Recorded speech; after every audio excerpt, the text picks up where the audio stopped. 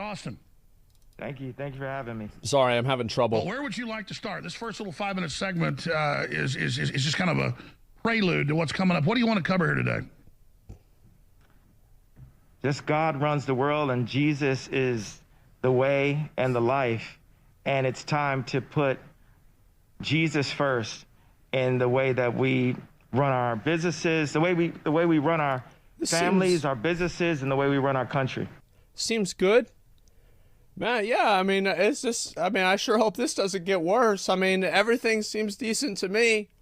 Yeah, I mean, all right, so he cares about Jesus, loves Jesus, yeah. Everything's good so far. For radio listeners, we're on over 400 radio stations. They can't see you right now. This is a new look for you.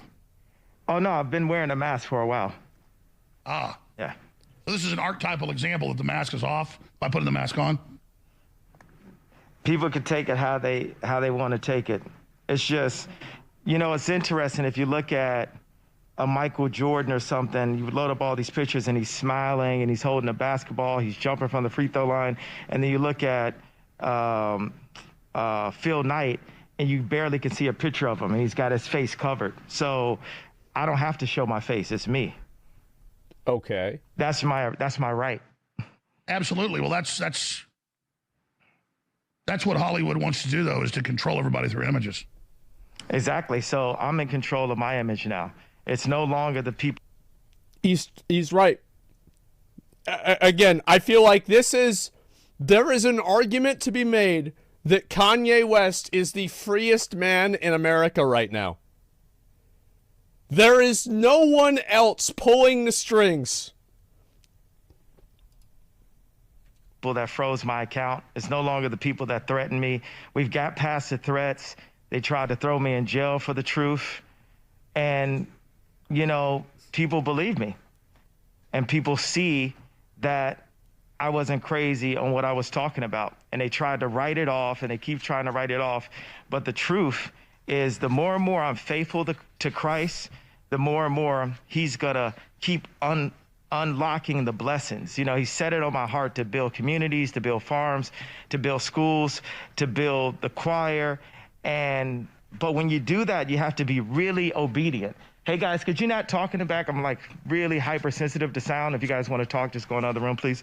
But we have to be really obedient. You know, like one of the big topics right now is all of the pedophilia. And this is what I'm saying. I think that the reason why he keeps pushing back with this stuff, did Alex Jones not even introduce Nick Fuentes? I just noticed that. Like, he's sitting there, but he didn't even get introduced. He's just sitting there. That's all. Advertisement. He and did? my take I on didn't that even is, notice. you know, I was skipping ahead. There's one place in the Bible where it says God sees sin differently, and there's another place where it says, you know, let me get out my phone. I can like really pull up the exact thing it says in the Bible. The general gist, and we'll get back to it after the 5-minute break, is that you have to stay strict to everything and remove as much sin as possible in order to serve God.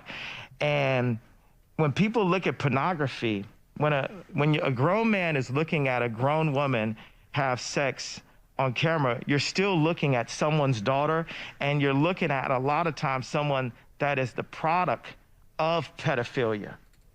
I think that's a lot.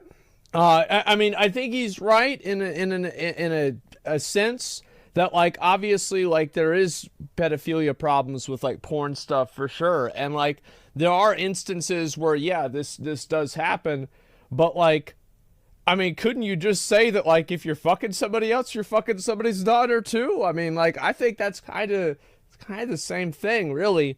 So that's not like what he's saying. Yeah, sure. Well, what I'm saying is, like, overthinking Andy. I try to explore what people are saying and understand what they mean. Yes, I try to do this. This is my goal as a content creator, to provide my commentary on the content that I'm listening to. So yes, I do think that porn, it is, what is it? Or are we going to debate the idea that porn is a industry where people get taken advantage of in many ways after so many people have come out and said this? I mean, come on. I feel like this isn't really a debatable subject. So people will engage in going to strip clubs or looking at pornography, but then the moral compass is like, oh my God, look at the pedophiles. But in a way, anybody who looks at pornography is a form of a pedophile also. So I would say that this is like, you know, I do try to see what somebody else is saying in a lot of cases, but I think this one's like a pretty much like a 100% miss. Like, this is like, you know, whenever you try and throw something in the garbage can and you don't even hit the garbage can, it just hits the floor. Like, that's basically what happened.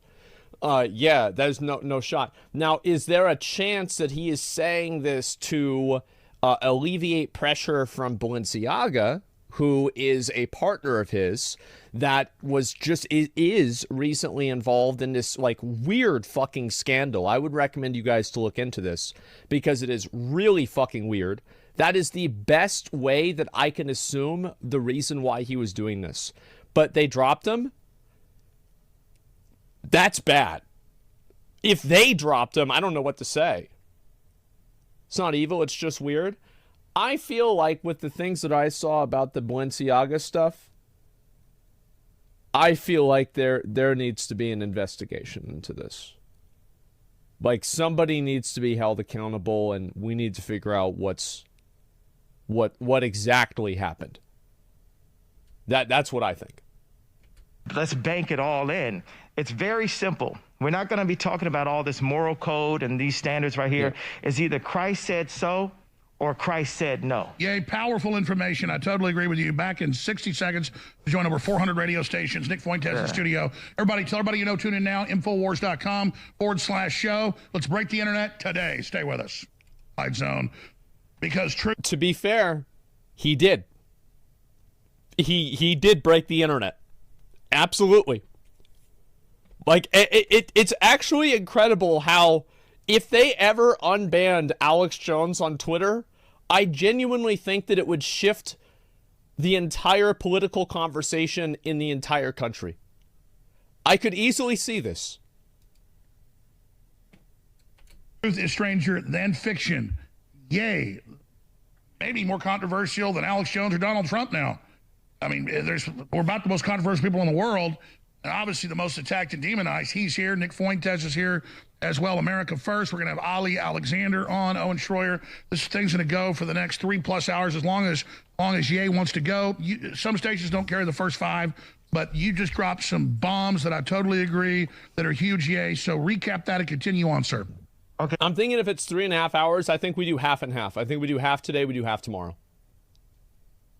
Okay, so I looked this up. It's about sin. That's what we're going to talk about, sin today, and how we need to do everything that we can. We're imperfect, but to free ourselves of sin and repent for sin throughout the day, at night, and in the morning. So right here, the Bible says right here, I know I'm going to do a Corinthians 2, like Trump, you know, new Christian kind of reading of this. So bear with me. I love Jesus, but I'm not the most, experienced Christian. And it says, the book of Proverbs 6:16-19. I'm sure that's the wrong way to read it. It's okay. You got the floor. Okay. Identify 7 things that God hates, although there are not any punishments prescribed for those. Scripture clearly indicates that God does view sin differently, and that he proscribed a different punishment for sin depending upon its severity. Now watch this one. It says, where the phrase all sins are equal in the eyes of God comes from. As far as I can tell, the most common argument for the belief that all sins are created equal comes from the book of James 2:10. It states, for whoever keeps the whole law and yet stumbles at just one point is guilty of breaking all of it. That sounds stupid. What moron thought of that? Probably the guy that wrote the laws. That's dumb as fuck. Who the fuck thought of that? It doesn't even make any sense. Now, I'm a big fan of Steve Jobs, even though he did create Apple. And if you notice, the logo of Apple is actually the fall of man, the forbidden fruit, the bitten apple, right? So we can get into, you know, what. Oh, he's deep. He's real deep. Also, my understanding was that it was the tree of forbidden fruit. Was it explicitly stated in the Bible that it was an apple? What social media has done to families and all that. We got 3 hours, right? But I like the way our incredible American inventors like Disney and Hughes and Steve Jobs, the way they ran their companies and invented things that changed the world. And the way Steve ran his company was his version of a sinless office. Everyone had to be so meticulous to be able to take what was 10 things at one time and make it and put it in the palm of our hand. Think about an iPhone. It's your fax. It's your email. It's your phone. And now it's 1,000 things. Yeah, it's your camera. It's your flashlight. Yeah, it's like 1,000 things in it. But he had to have his army go in with a sinless approach. And right now, you know, God called Gideon to make an army, the 300. I mean, this is a pretty good ad for fucking iPhones, man. This shit is so goddamn good that it was inspired by God. Like, iPhones are so good that they were inspired by God. God, holy shit. 300, not the movie version, that were all focused on serving this mission at the time. So we have a mission right now to save our families from social media, from Zionist control, and bring Jesus Christ back to the forefront. And we're protected. You know, I don't have security. My security is the angels. My security is the fact that I didn't load up pornography last night. And I said, this addiction is going to have to flee. This is what I was saying before about how he's like, anytime that somebody says he needs to do something or anything like that, he like doubles down on not doing it. From me, you know, this addiction since I was 5 years old that has destroyed my mom and my dad's family, that destroyed my family. Like, when I take full accountability for the destruction, like, of my marriage, I'll point at the liberals and say, you took my wife from me. You know what took my wife from me? The fact that I was married to this beautiful person, but I felt like it wasn't enough. I felt like I still needed to look at pornography. In some way, I'd say to her, well, stop making these images, stop breaking the internet. You know, that original term comes from my ex-wife actually having a nude photo that I didn't know about, that someone used her and put her on a magazine. But there's somewhere where she's like, well, if my husband is looking at... I feel like there's a lot of baggage with this, you know what I mean? Like, that's a lot. Because, like, he didn't even know that shit was going to happen. Number one, how do you know that shit's not going to happen? Like, will you never talk to her? Like, how do you not know this? But it's like, again, I feel like, yeah, divorced dad. Well, it's pretty obvious the relationship fucked him up a lot. I mean, I think you can easily say that, like, him being with that woman, it fucked him up.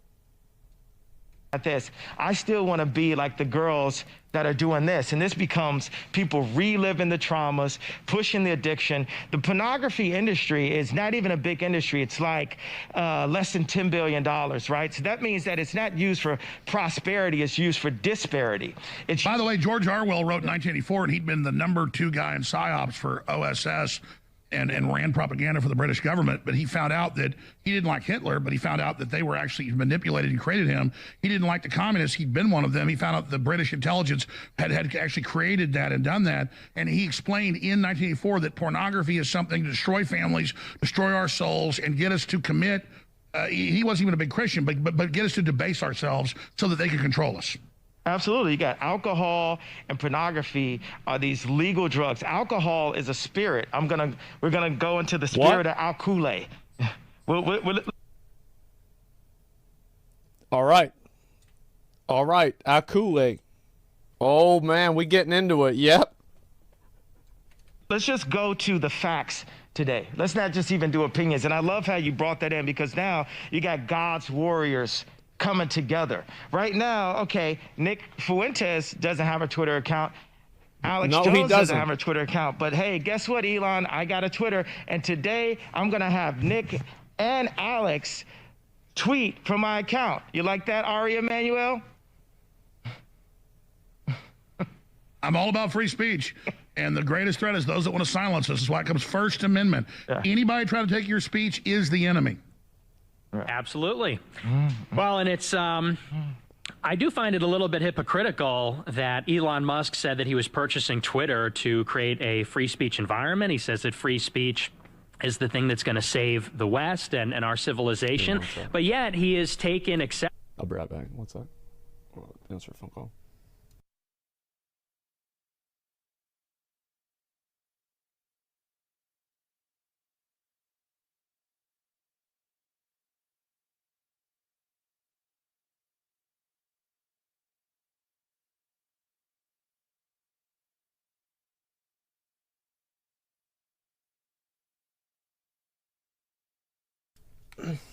Sorry, guys. That was the Illuminati. They said we can't watch it anymore. I mean, like, look, it was a good time. We had a great time, but you know, I just got a message from Bill Clinton. So yeah, it's like no, it's just some bullshit. All right, let's keep going.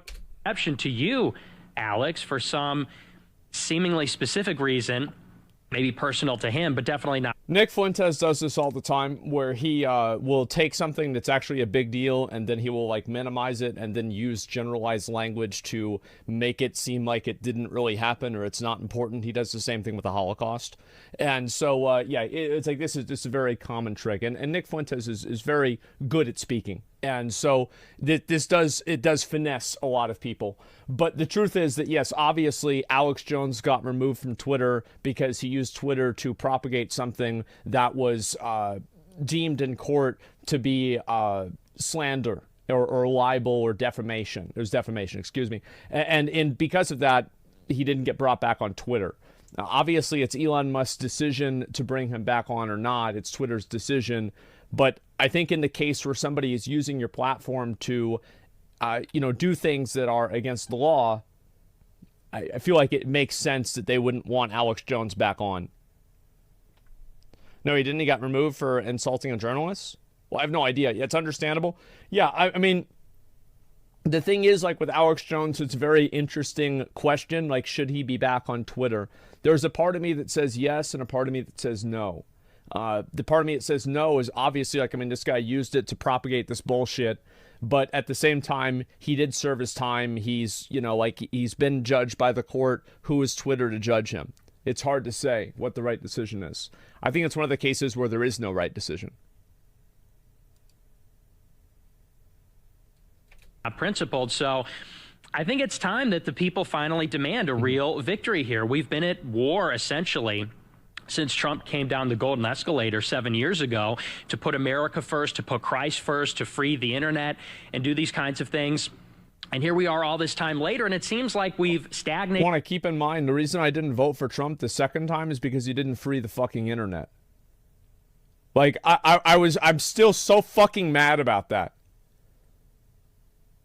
Yeah, I didn't fucking, no, he didn't do shit. He's the first guy that understands the fucking internet, understands media better than anybody. Let's be honest. Trump understands it better than anybody else does. He didn't fucking do anything about it. Because I do think that companies, like all these massive tech companies, do act like a fucking, like a government of the internet. No regulation for 4 fucking years. He didn't even try. Or in some ways maybe even taken a step back. So it's time that people demand, we want Christ first, we want America first, we want Alex Jones back on Twitter. These are just and reasonable demands. Well, I see it like this, and I want you to be able to elaborate on this, but I don't want Ye to get his run because he's got so much to say and he always gets cut off. But so I'm going to try to shut up as much, but we can go 4 or 5 hours if you want, but the main show's actually 4 hours long. I was just hoping for 3. We'll do 4 hours if you guys are up for it. But here's what I'm saying. I am a classical liberal at heart, so I love everybody, and I judge people by what they do, not what color they are. Okay. And then I look at the things you said, and some of them out of context I don't agree with, but compared to... I mean, I don't really understand. I think that out of context you do agree with them, in context you don't. It's like whenever he's talking about peanuts, and there wasn't really 6 million peanuts, it was less than that. I feel like out of context, it's like, oh, we're just talking about peanuts. Who cares about how many peanuts there are? But like with the context involved, and whenever you apply the context, well, now it's an interesting. Oh, is it? Oh, sorry, excuse me, guys. It's been a while since I saw the clip. Was it cookies? Sorry. A liberal, a modern liberal, saying white people are inherently evil and white people are bad because of their skin color. And then that's what the ADL and Southern Poverty Law Center and these leftist groups in Hollywood have pushed. So they're putting out something. By the way, I totally disagree with this. Nobody's evil because of their skin color. Nobody has any sort of original sin. Original sin, that's why, you know, they wrote the New Testament. That's like the update. That's the hot fix for original sin. It's gone. Yeah, nobody is evil because of their skin color. Nobody is responsible for what their parents or ancestors did. People are only responsible for living in accordance for themselves and doing things that are good for them. Yeah, it got patched out. I mean, there still are people that play classic, you know?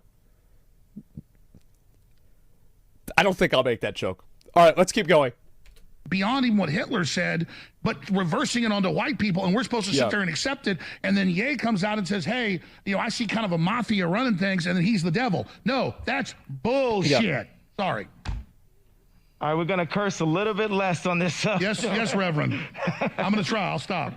And the reason I wanted Nick, people have heard from Nick, but people haven't heard from Nick with Ye standing right next to him. You know, it's like that's the thing that the Zionists control, the 300 in control of the media, in control of the governments. They don't want us to just obviously there's a lot of people that are not well versed in these things. Zionists is just effectively Jews. Like just think of Jews and Zionists as functionally interchangeable in this conversation. No, that's clearly what he's saying.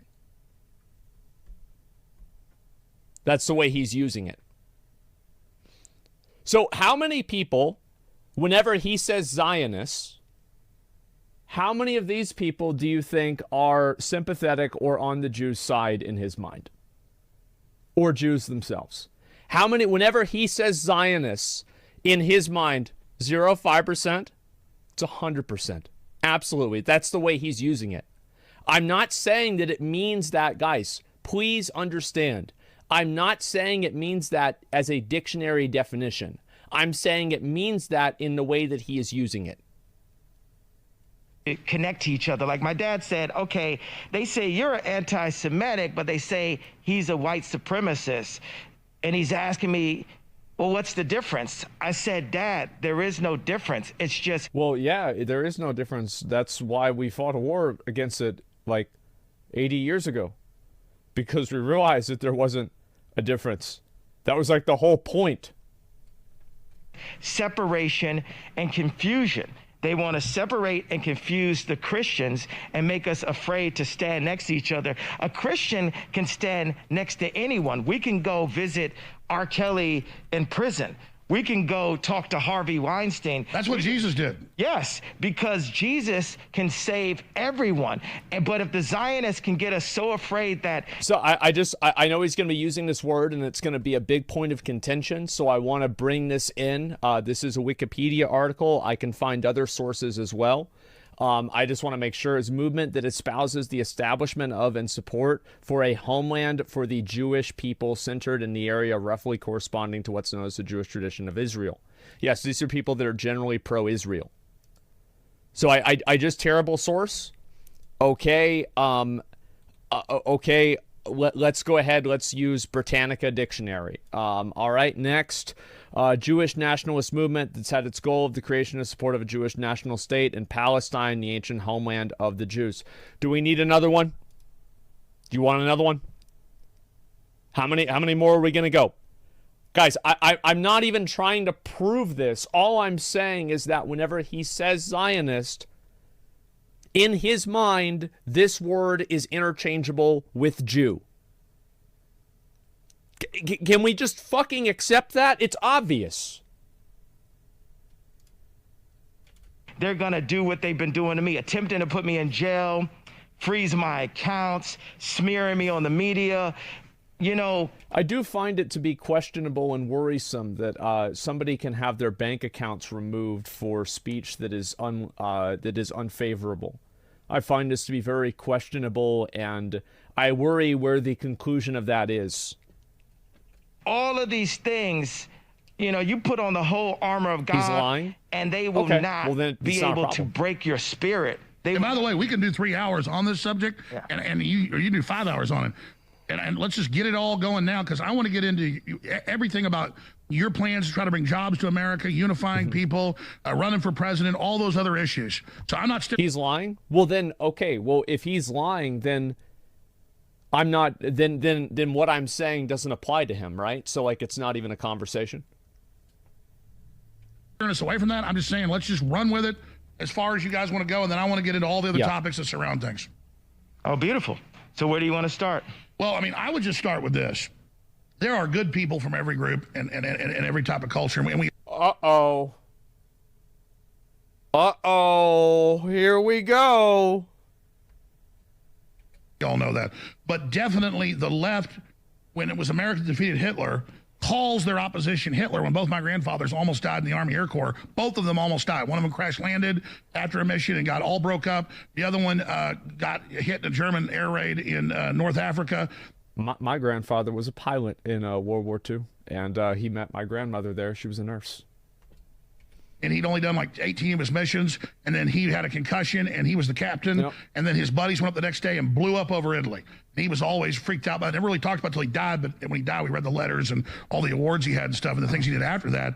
And then, you know, re-upping and recommitting to the Army Air Corps. So I take it as an offense to have George Soros and people that actually work for Hitler rounding up people tell me. George Soros worked for Hitler. I heard that this is actually credible. However, whenever he was doing it, you got to remember George Soros is like 90 something years, like 91, 92 years old. So like he was 14 exactly. So it's like whenever he did that, he was like super underage, very young. And it's hard to say whether this is an indictment of his character or not. He would have betrayed the Jews? Yeah, but he was also 14 and trying to stay alive. So it's like, what do you really do in a situation like that? I don't know. I'm going to be honest. I have no fucking idea.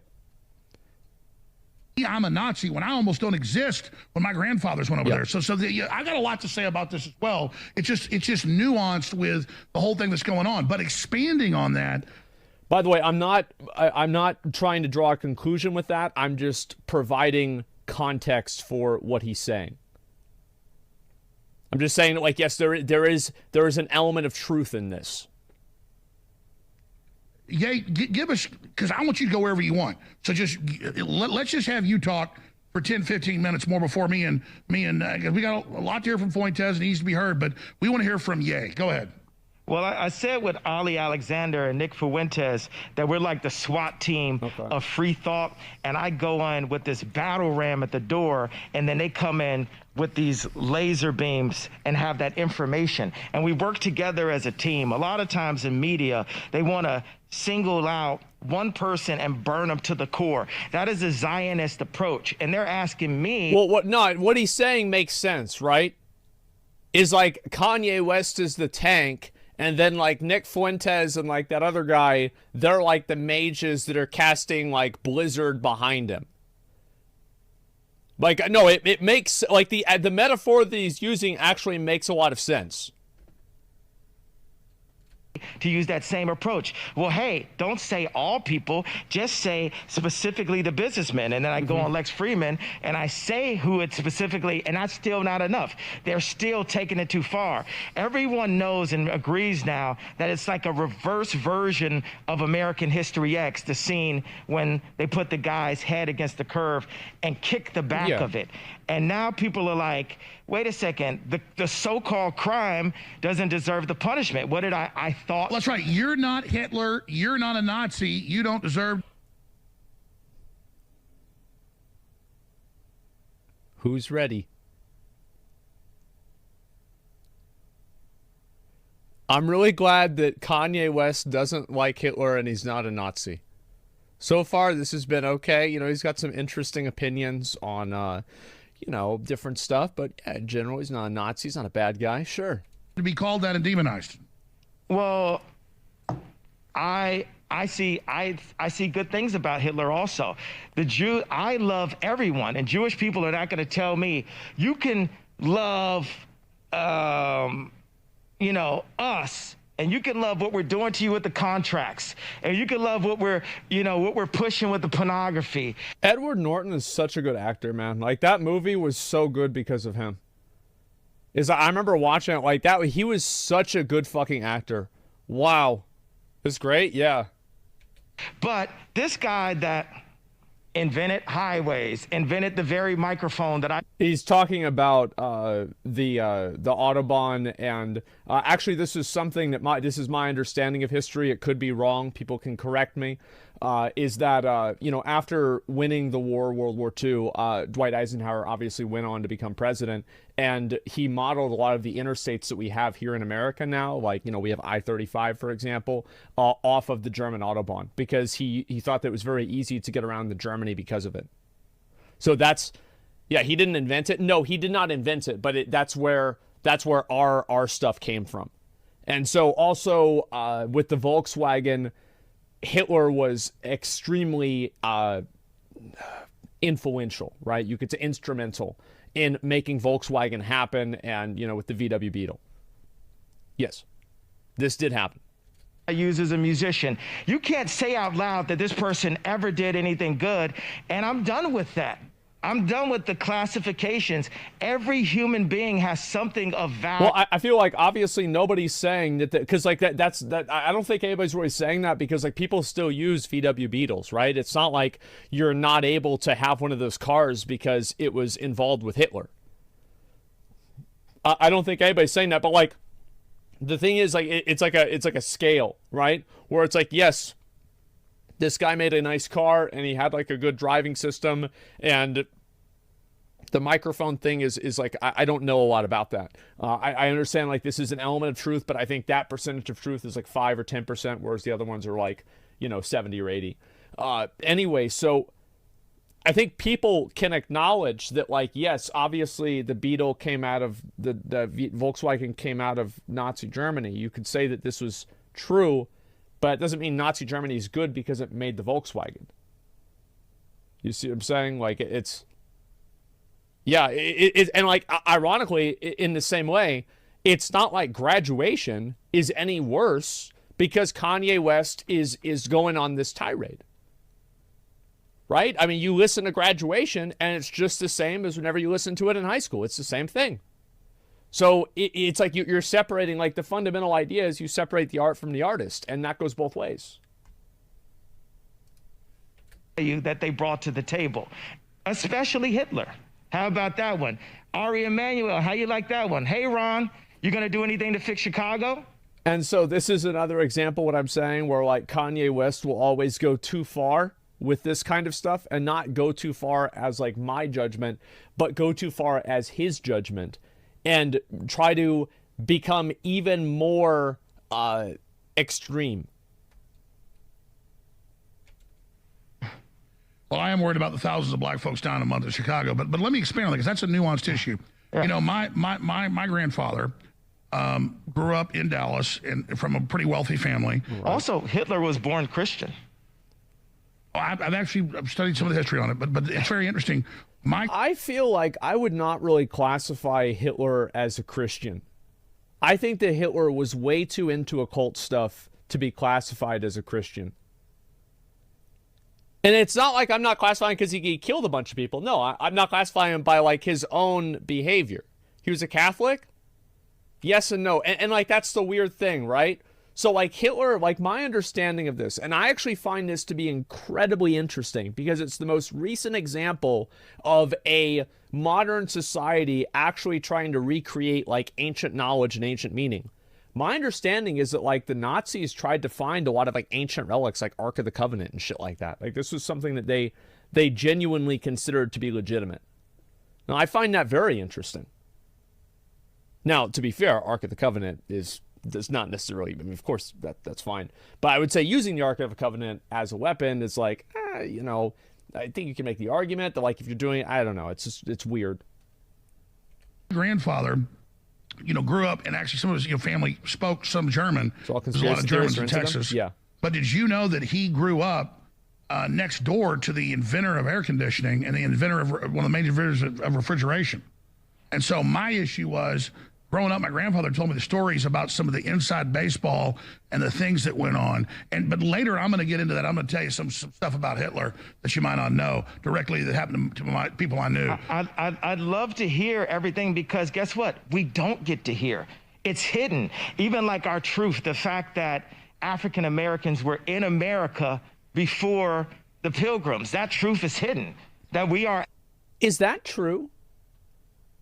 If I had to guess, I would assume that's true, because it's like you're saying, no, not at all. Like, I'm not saying it is. I would believe that. Yeah, maybe, sure. I mean, anything could have happened for 1,000 years, but maybe not. There's no evidence. Yeah, there's no. Yeah, I don't know if there's any evidence of that or not. Actually the Native Americans, or some of us are Native, or the fact that what Kyrie got in trouble is pointing out that we're Jewish slave boats. And then, well, look at Australia. There is everything slave boats. There are Chinese slave boats. There are English slave boats. There were American slave boats, African slave boats. Everybody had slave boats. This is nothing unique to Jews. Yeah. They've done some of the genetic typing of the Aborigines there, and they're basically Africans. There you go. So all of these truths, and then the current truths about banking, about the government. My favorite thing that I got to say with Tim Pool was Rahm Emanuel was right there next to Obama. Jared Kushner was right there next to Trump. What are those two people, those two Zionists, I gave it away, have in common? Nick, can you pick that up and expound on that? Absolutely.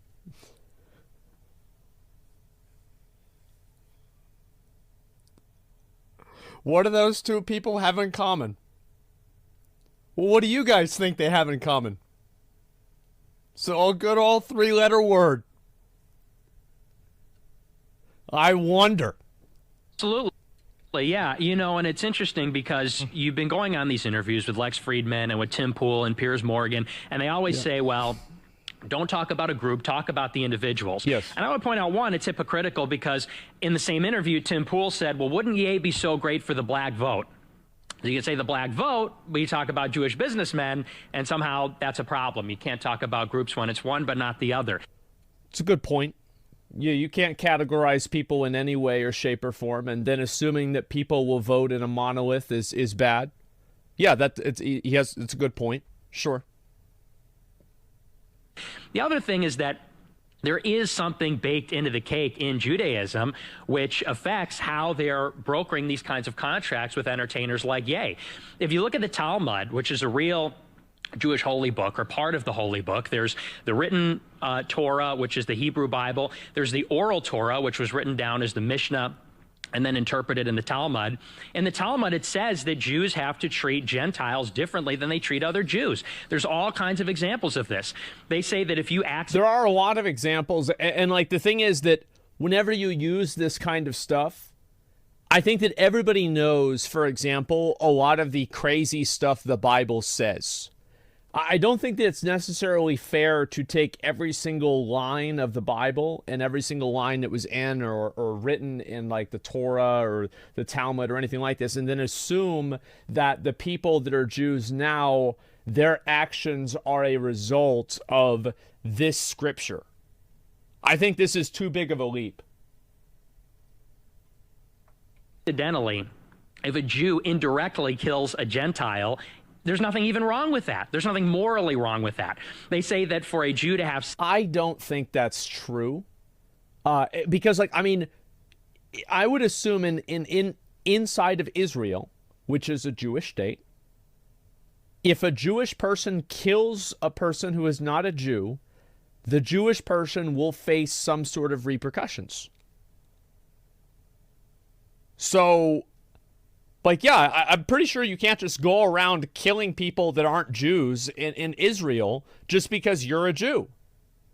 So whenever you acknowledge that, to an extent, You have to know, what you're doing is you're adding nuance into this, is that this is clearly not an all or nothing situation. He said indirectly. Let me go back and listen to it again. They say that if a Jew indirectly kills a Gentile. Good point. He did say accidentally, indirectly. So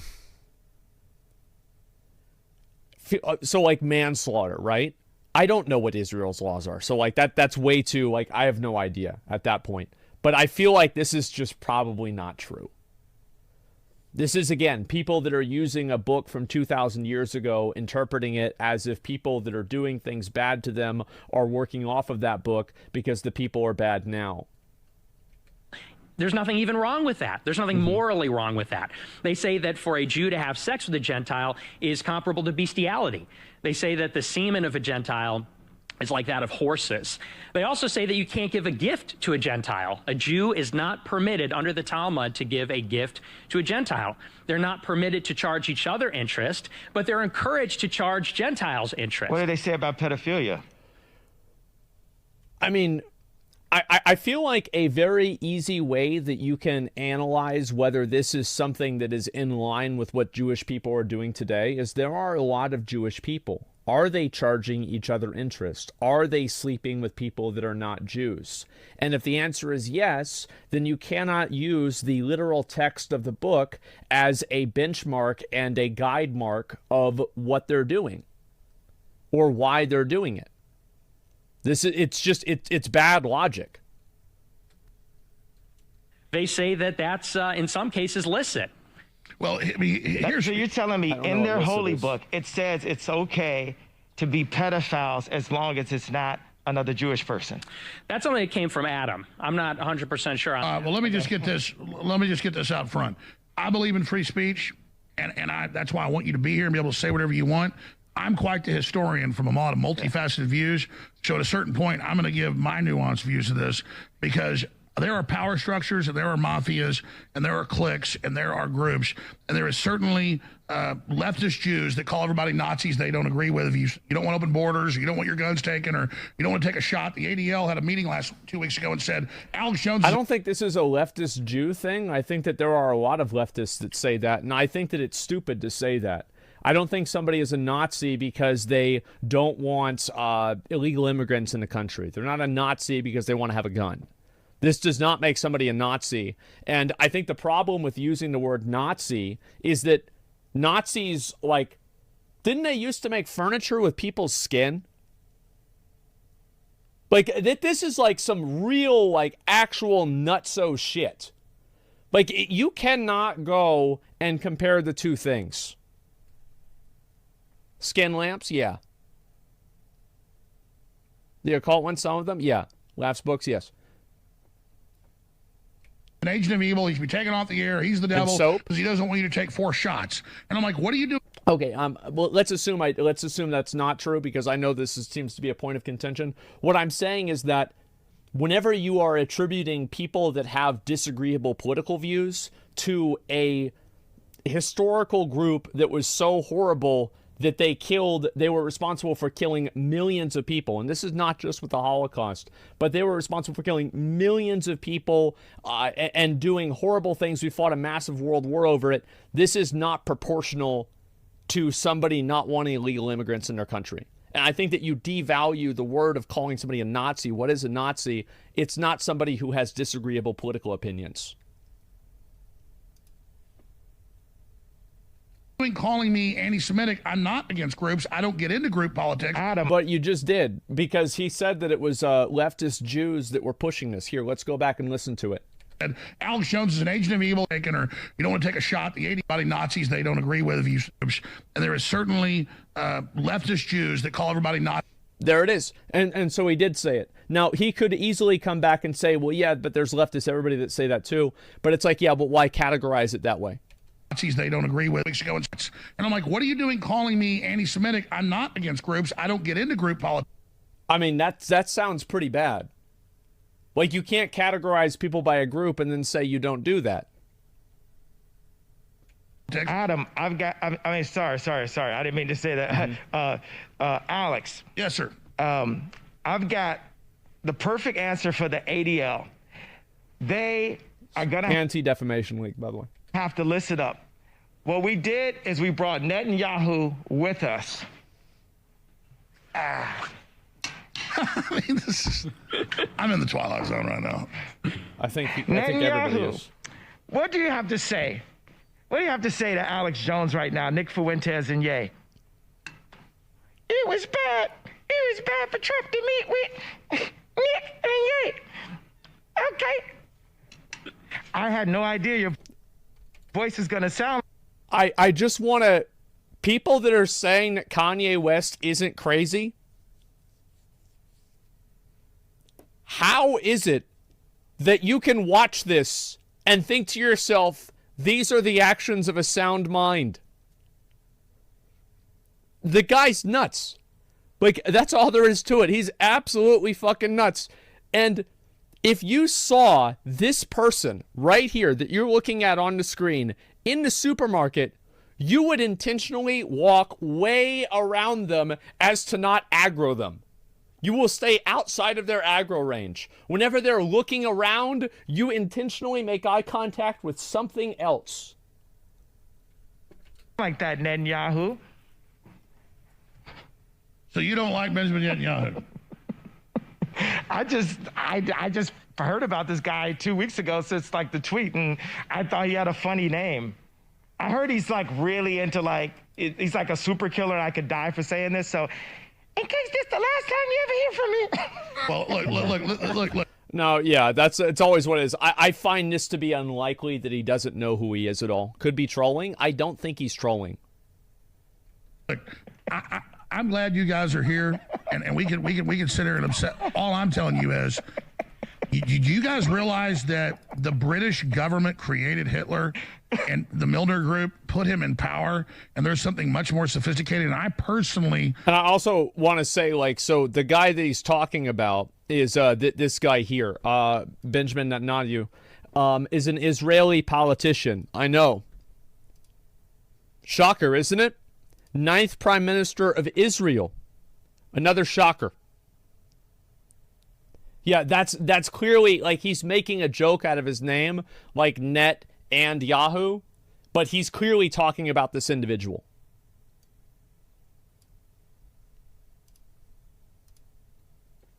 And it's a very common theme that people that are anti-Semitic and just generally racist, they will hide behind a sense of childish innocence whenever they're trying to say something bad about a person. Like, Nick does that a lot. think that most Jews are great people, and I understand there's a Jewish mafia, and they're used to demonize anybody that promotes freedom, but I don't blame Jews in general for that. And there is a much larger eugenics, transhumanist, scientific elite agenda that's playing off. What about abortion? It's 50%. Scientific elite agenda that's playing off. What about abortion? It's 50% of black deaths. There's over 50.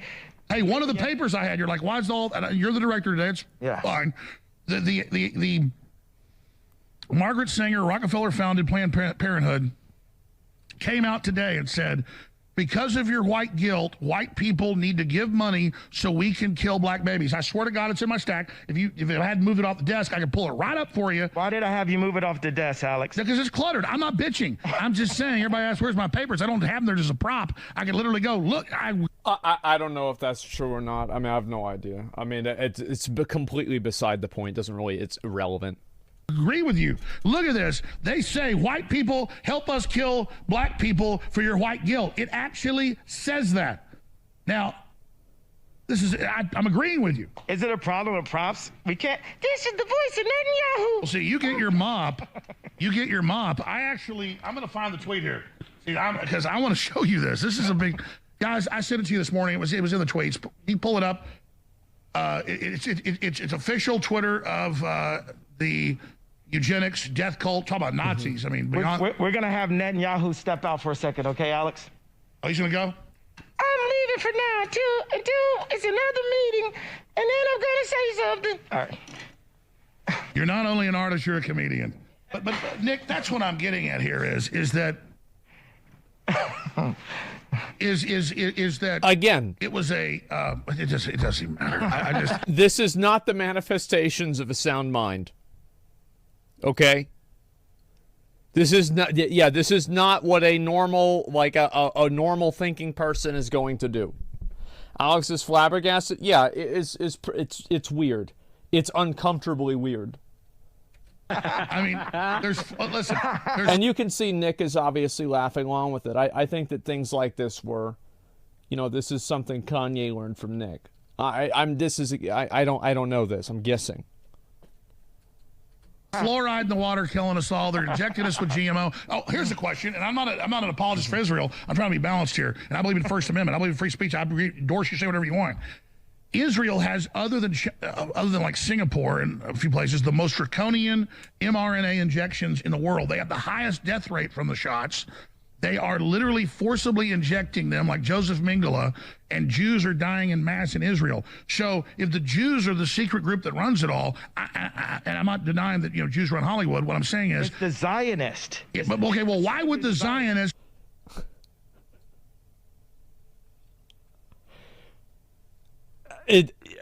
Yeah, sure. ...be killing Jews in mass in Israel with the poison shot? Because they work for Satan. They don't work for God. Exactly. So they create atmospheres that get Jews persecuted so they can control the Jews so they can kill them. And you just did it. Just like George Soros helped round up Jews for Hitler, that's the next level. Boom, we just got there. And they Bro, I feel like things escalated so much in the last 6 seconds. I feel like things really, really just fucking, like, goddamn. They control the left and the right. They make politics super messy. Like, I went in to meet with my boy Trump, and the next thing you know, like he typed, he said, fake news went crazy. And I love Trump like every other good Christian American. We just want to hold Trump to Christian values and say, that's the only way to the White House. And if he doesn't do it, then I'm going to have to do it. I think... Well, so there's a quote, actually. It was so fucking funny to me. I think I saved it somewhere. And it was a Donald Trump quote, and it was somebody was asking him about the Bible. And, if you like the Old Testament or the New Testament more. And I'm trying to find out where it is. But he said, I think it's to the effect of, they're both great. The whole Bible, it's just absolutely incredible. The whole thing is just so good, it's tremendous. Like, he actually fucking, like, he basically just, he phoned it in. He was like, yeah, does anybody here think that Trump has read over 20 pages of the Bible?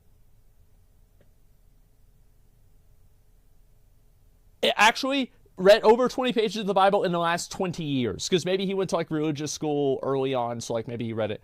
In the last 20 years. I don't think so.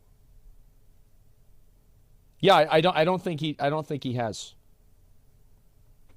Of any book? No, I'm sure he reads other stuff too, maybe, or he reads things that are like that. Like, I'm not of the mindset like Trump is just like this huge, stupid, big, dumb idiot, doesn't know anything. I'm not trying to say that, but like it is a little bit questionable with the Bible, especially. That Trump is a more senior president. I think I've got some growing to do, but I love Jesus. It's kind of like David. All of his brothers had all this battle experience, and he was tending to the sheep. But while he was out there, he had to fight bears and tigers. This is the little I know as a baby Christian. Oh, it's true. Yeah, but he was able to beat that giant. And right now, this giant, there's some cleaning, there's some plumbing that we have to do. And that's what I'm doing with my style of art, my style of humor, and who I am as a celebrity to say, okay, I've been messed over enough by Jewish businessmen to get to the point to say, I'm not going to take it anymore. I'm not the first person that got debanked because of their political opinion. And that's, there it is. So now we're getting into it. So this is something, and I think this is very important to keep in mind. This is how a lot of people become racist. A lot of people become racist because they have a very bad experience with somebody of another race. It's that simple. It's not like they read into something or whatever. They just have a bad experience with a black person, a white person, a Hispanic person, a Jew. It could be a gay person as well. How many of you guys, here's a good example that like a lot of you guys can probably might remember. Whenever weed was still illegal in a lot of places, how many of you guys remember people using the argument that they had a son or nephew or they knew a friend of the family who all he did was smoke weed and that was it, and that's why they think weed should be illegal? Like, this was very common as an anecdote of why weed is a bad thing. So what about daily experiences? Yeah, well, that's what I'm kind of saying, right? Is that this is how it begins. Not really. Not really racist because their parents' fault. It's the environment's fault. They normalize hating a specific race. I think that there's not necessarily one thing, and like, sure, if you want to go back and say like, oh, that's not the only reason, it's actually because of environmental factors. I think obviously all things come into play, but people that become racist and it's not because of an environmental factor, I think many of them had a very bad personal experience with a person of this race, and then they extrapolate that into the entire race is this person. And I represent now the common man. When we go, I don't like the word if, when we go into the White House, it's a us now. It's not about specifically an icon or just. Remember, there'd be no us if there's no them. But it's issues. Yeah, it's about the issues in America. Yeah, stay there. Nick Voigt does the studio. This is uncensored, folks. We're going to come back after this break, and we're going to come back after the break and play a George Soros compilation of him on NPR. It's only a few minutes. Who the fuck?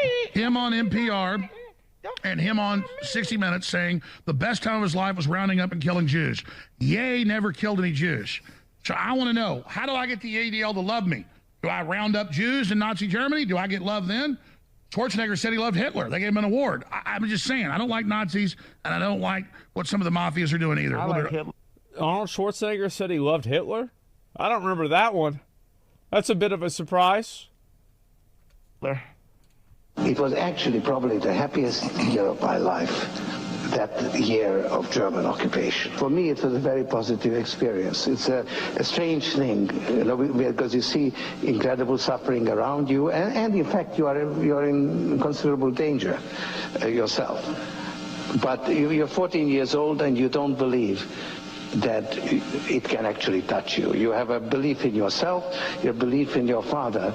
It's a very happy-making, exhilarating experience. While hundreds of thousands of Hungarian Jews were being shipped off to the... I don't understand what George Soros has to do with this. Rewind? death camp. Wait, what did I miss?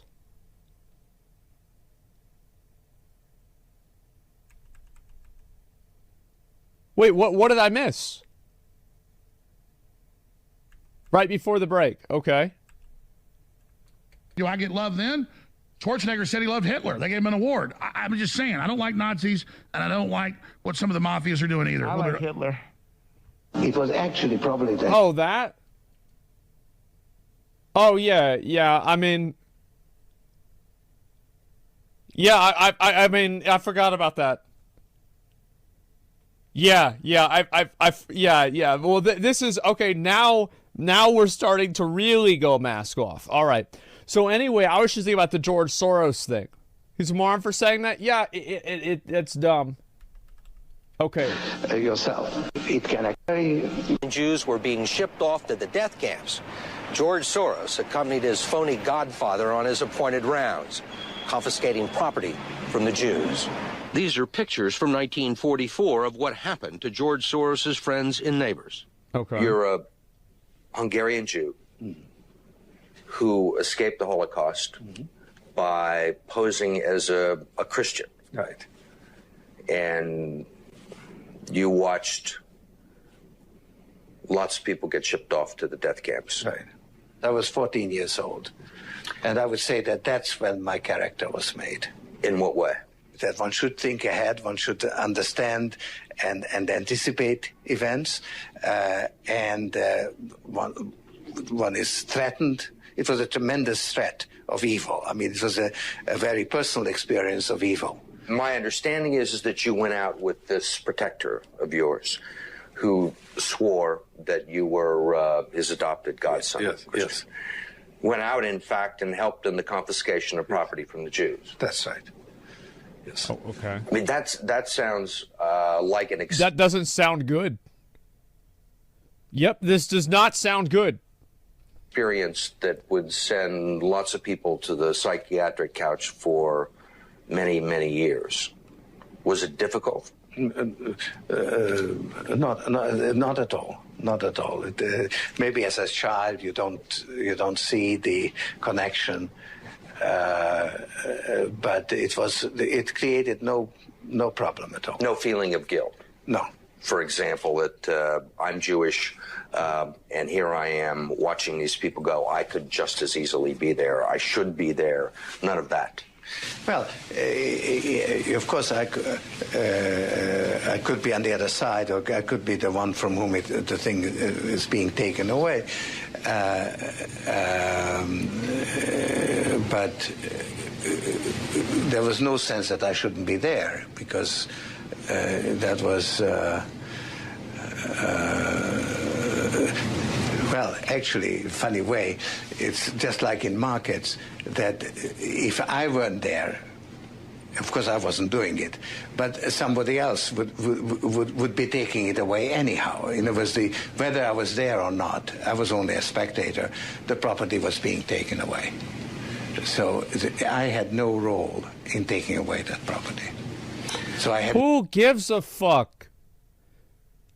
Like, who fucking cares? Like, why is it, how much longer we have to watch this guy? I don't give a fuck. Why does it matter? Yes, he's 14 years old. He collaborated with the Nazis. He lied and told them that he wasn't a Jew. Wow, he didn't tell them he was a Jew and get killed. What a big fucking surprise.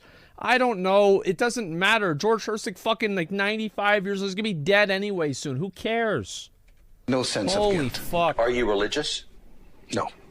How long is this gonna take? Do you believe in God? No. All right. Okay. My mission here today is to offer the First Amendment, because as long as you're not carrying out violence against someone or asking people to be violent, like the left's asked people to burn down cities and attack Republicans and celebrate Rand Paul and Scalise being shot and attacked, then you have your free speech. And when the left came out in the last 10 years and really... I do think that it is important with the George Soros situation. I do not want to be defending George Soros, okay? But I think it's always also very odd whenever everybody thinks that if they were alive before the Civil War and slavery, they would be helping slaves escape to the Underground Railroads. We know with history that is not the case. Yes, obviously it seems extremely reprehensible what he did. It's hard to know what you would do in that situation. When your life is on the line, you're 14 years old, what would you do? It's hard to really know. And I don't think that you do know. It's the same as never people always talk about how, you know, oh, if I was in that school and that shooter came in or that guy came in with the gun, I'd have shot his ass. I'd have taken him down. Probably not. You'd be on the ground with your hands over your head hoping he didn't look at you. You know, there's always people saying that, like, yes, I would do this, but they're not in the situation. Accelerated the last 5, 6. It said white people are in... And also I want to say, it's completely fucking irrelevant to everything else. Who gives a fuck about George Soros? Inherently evil because of the color of their skin, and that somebody who moved here as a kid from Poland, they're supposed to pay reparations for what people did hundreds of years ago in this country. It's a divide and conquer strategy. I'm not getting into the reparations debate. I'm saying the groups pushing reparations are trying to cause division. And so I've said it, the most Nazi-like activities I've seen, and the Nazis, in my view, were thugs that shook people down, did a lot of really bad things. But they did good things, too. We're going to stop dissing the Nazis all the time. Okay. We're going to get to that. Okay. All right. So here we go. Now we have begun the ascent of power levels. Yes, they did some good things, so we're going to stop dissing the Nazis all the time. Yes, I don't think having cool-looking outfits. I don't know. I don't think that's a big deal. Okay, but yeah, that's all right. It's fine, I guess. I don't want to get digressed into this, but remember I told you a story about my grandfather growing up in the richest neighborhood in Dallas, and down the street was a famous German-American inventor. And he was a first-generation person. He'd come here when he was a little kid on a ship, and he held a bunch of the patents on refrigeration and air conditioning. And my grandfather worked the time he was about 8 years old because he took him under his wing in his little tinkering factory. Then he had factories in places like Detroit that actually built the stuff. And my grandfather, the main reason he joined the Army Air Corps, he told me, he didn't tell me a lot about this, he just told me the story, was because he watched that man very quietly, once Hitler got power in the 30s, suck every dime out of him, or he would kill his relatives in Germany. And that guy was blonde-haired and blue-eyed, was as German as you could get, as Arnold Schwarzenegger. Or, as Teutonic, as Germanic. What the fuck? And the point was, my grandfather saw that. So I understand you're opposed to other forces, but I don't think thinking other forces in history that are lionized, that's my personal experience of what my grandfather, Clyde William Hammond, told me. Does that make sense? It not totally to me, but and I'm not saying that to be disrespectful. I'm saying, like, it literally doesn't totally make sense to me. I'm following it. But I was just thinking about Satan, that whether it's the Zionists or Hitler, it's not the person, it's Satan using the people that I agree with that. Are controlled by demonic forces. Okay. But what I'm going to say is the Jewish media has made us feel like the Nazis and Hitler have never offered anything of value to the world. Meanwhile, there's all of these things. I don't think that's really the case. It's just that that's not really what we're focusing on. Planned Parenthood is New World Order population eugenics that is happening to this date. I got some jokes here from Owen Benjamin that I want to read about Ben Shapiro. Hey, Candace Owens, unplug this robot before he runs his mouth. Ben cardio is picking up shackles. Shapiro can tell how much change is in your pocket just from hearing a jingle. That's not a Ben Shapiro joke. That's a Jew joke. Let's call it what it is. That's a fucking Jew joke. 100%. Shapiro is just mad that Kyrie won't sign his basketball. That's just stupid. Back to you, Alex. Nick, you're sitting over there. You want to say something? Yeah, well, I bet he does. I agree with Ye. I think that Nick Fuentes has had a very tumultuous relationship with Ben Shapiro. When you look at what's going on today, so much of the political landscape happens in the shadow of... I would say of the three jokes, the second one about the change in the pocket, this is 100% a racist joke. The other two, it's like, it's maybe it's just like, somebody just talking shit about Ben Shapiro. But the change in the pocket, that's a Jew joke. Let's be real. World War II and the Nazis and Hitler. And I think it requires a little bit of an investigation, an examination of where those values come from. People talk about Nazis and Hitler, but the United States had camps as well. The United States put the Japanese in internment. The United States we didn't kill them. And also, I feel like the Japanese internment camps, this is universally agreed on is kind of a bad thing. This was that was kind of an L. This was bad. Absolutely, it was fucking bad. Black people with syphilis. Yeah, and you. No, I totally agree with you. The United States has Instagram selling pornography. Y'all really nuked them? No, I'm not talking about. That was in the war. I'm talking about Japanese Americans. That's what I was talking about. 2 nukes on civilian population wasn't out. Was Dresden a nuke? I think Dresden was just napalm, right? I don't remember.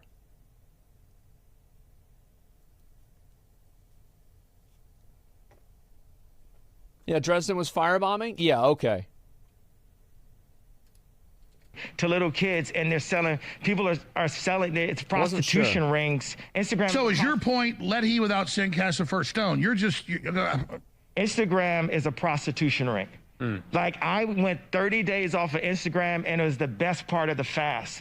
Me getting kicked off of Instagram was the best thing that ever happened to me.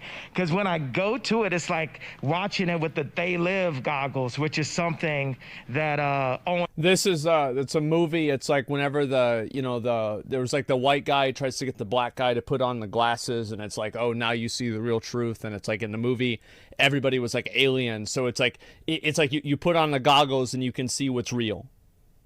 Like, yeah, I'm explaining like what the, like, this is what the this is the metaphor. And Owen Benjamin, Obey, you guys yeah. got to pull this up. Dave Chappelle is a hack, and he gets a lot of his jokes from Owen Benjamin. Dave Chappelle went on a Jewish platform and said, "They dropped that nigga."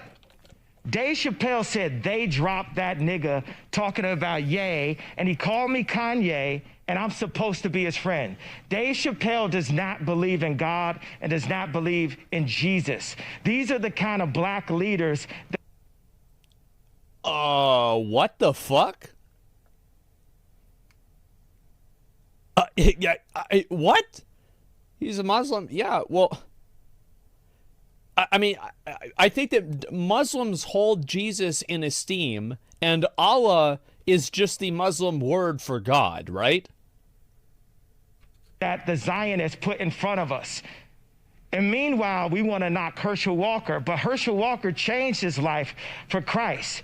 And he might have had abortions, but he doesn't believe in abortion. Well, sure. What matters is I have to. That's never gonna look good, though, right? I mean, whenever you do something and then you're like, well, nobody else can do it. It's like, well, but what about you?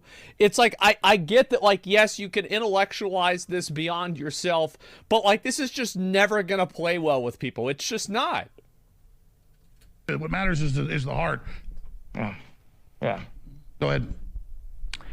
Yeah, I agree with Ye. I think that it's time that America has a fearless, visionary leader who serves Christ, who wants to bring the future forth in engineering and theology. I think that when you look at the options that were offered, and I said this on my show the other week, and the news said, oh, he supports DeSantis.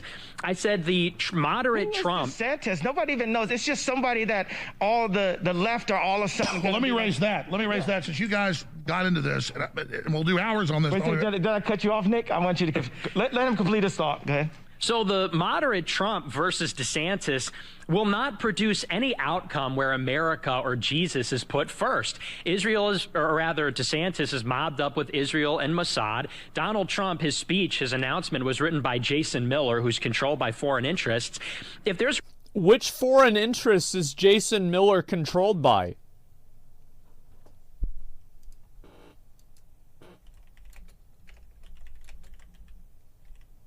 Let's see. I'll go ahead and just double check here. Okay, there's not really a lot about this for me to say. Yeah, I do not know. I'd have to look into it. Brazil? Okay, I was wondering if it was another Jewish one. I don't remember. Republican primary between them two and they go up against Biden or they go up against Newsom, there is exactly zero chance that we get any kind of regime that's going to deliver the real change. Nick, I got a question. If I say something that's provocative towards the Mossad, is that misogynistic? Hold on, let's hear from that. Hey, I'm the head of... Like, I don't even know what to say about this. I think that the thing is that what Nick Fuentes wants, and I'm misunderstanding what he's saying, is that he wants a theocratic Christian state. That seems very clearly that is what he wants. That's what he's going for. And because of that, why? Well, I mean, he's a free American to want what he wants. That he is a free American to vote and have whatever political opinions he wants. Now, that's not necessarily what I would want to do. I'm not a fan of that. A Catholic, yes, Catholic state. And but yeah, that's basically what he's saying. So he's saying like DeSantis or Trump, they're not going to make this happen. On my side, I'm gonna kill you and take your children away from you. Thanks a lot, Netton. Back to you, Alex. Please turn your microphone around, sir. I mean, I'm definitely overwhelmed here right now. Infowars.com, tomorrow's news today. Listen, all I'm trying to get oh through my here God. is I believe every group should be able to be I switched his name to Netton. I dropped the Yahoo so we didn't have to. I was tired of picking up the Yahoo and the Netton. So for now, it's just Netton. I know some people call him BB. No. And this is, again, I want to say, like, these are very clearly, these are the thoughts of a man in a sound mind. And I will say once again, you are looking at the most free man in America. There is nothing holding him back. Nobody is saying that he's not the freest man in America. Some of you call him Yahoo, but we're gonna call him Netton. What you want, Netton? Hey, yay, right after this, I'm gonna say you're crazy. I'm gonna take your family away from you. We're not done with you yet. You cannot cause free thought. We have to control the history books, we have to control the banks, and we have to go and kill people. Also, we're in the pedophilia. Ha ha. If there's any question as to whether he really meant Jews with Zionists controlling the history books, controlling the banks, So, and in a little while, hopefully you're going to take the mask off, because is this actually yay here, folks? Is this the mask is coming off in a little while? Hopefully, we're going to be able to have a discussion about this. But I mean, seriously, you have the globalists pushing a poison shot that's already killed 20 million people that they admit doesn't work. And then you're the bad guy for criticizing a group. What I'm saying is, when the left said white people are inherently bad because they're white the last 6-7 years, they opened the gates up. So what do they expect? It's wrong, in my view, to say any group is inherently bad or has these traits or whatever. This is a good point. I actually do think this is a good point. Whenever you start categorizing people by a group and then assigning traits to them based off of that group, the only thing that will do is create more of that behavior. It doesn't matter who it is or what it is. Yes, this is a rare Alex W., I would say. Both the left and the right do that, though. Judge the individual. But it's wrong for the ADL to have what are very racial policies. The ADL is played out. Nobody knows who the ADL are. Stop giving them attention. Nobody cares about the ADL. ADL, shut up. They run all the... That's also a Kanye W. I think that people place way too much value in these institutions that were not voted on. Who gives a fuck what they think? It doesn't matter. So what if they don't approve of something? They're not the government. They're not God. Who cares? It's irrelevant. All the censorship and everything. They don't run anything. They're played out. We run the streets. Well, I'm singling out the ADL. So we don't know who they are. No one in high school knew what the word anti-Semitic was until Ye made it popular. No, I hear you. It's definitely... I mean, like, we learned about that shit. Like, that's the one thing, because, like, one of our history teachers were, like, football coaches. And so, like, all of their dads were in World War II. So all we did was learn about World War II. That was it. Like, it was like, you know, history class was, like, from, like, you know, Adam and Eve to 1939. And then there's 1939 to 1945, and then, you know, like the hippies and shit, right? And that's like the whole year. A tiger by the tail. Nick, Texas history, too. Yeah, true. Remember the Alamo. Yeah, I just want to jump in and say that, you know, I don't think Ye or I are saying that any group is particularly bad or the Jews as a group are bad, but there are... Oh, I don't know about that. I feel like that's... As a watcher of the show, that's the impression I get. Jewish practices that are based on Jewish law, and there is clearly some kind of a Jewish mafia. I'll give you a perfect example. It was Ari Emanuel of WME that called for a total boycott on Ye. Ari Emanuel's two brothers are Zeke Emanuel, who is the architect of Obamacare in the Obama White House, and his other brother is Rahm Emanuel, who is the chief of staff for Obama and the mayor of Chicago. Okay. Their father, Benjamin Emanuel, was part of the Irgun, which was a Zionist terrorist group in the 1940s. The definition of anti-Semitism, according to the State Department, is if you say Jews have any allegiance to Israel, it's anti-Semitic. If you say that Jews have any kind of conspiratorial influence in America, it's anti-Semitic. So we're supposed to believe that if Rahm picks up the phone and gets on a call with Zeke and Ari, and they talk about their jobs, which are running Hollywood and running the Obama White House, a conspiracy, if we acknowledge that happens, we're called anti-Semitic. But it's... Well, yeah, because they're doing that because they're brothers, not because they're Jews.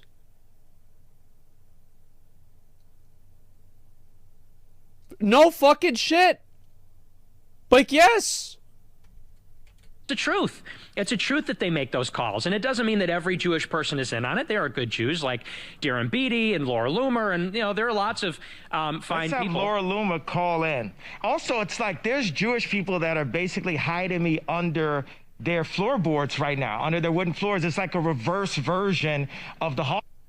You have to keep in mind that the fine people thing. Like Nick is not one to accidentally say the wrong thing. You think about the Trump and what he meant by saying there are fine people on both sides, and then remember that he explicitly clarified that he was not talking about the white supremacists. And then so what do you think Nick Fuentes is explicitly not talking about? Holocaust, because there's Jewish people that saw... No, I'm not saying Nick is one of the good ones. I'm saying that Nick is very good with language. This is an undeniable fact. I think Nick is very good with language, and the way that he structures what he's saying is not accidental. I was treated, and they're like, this is wrong. This guy just gave an opinion.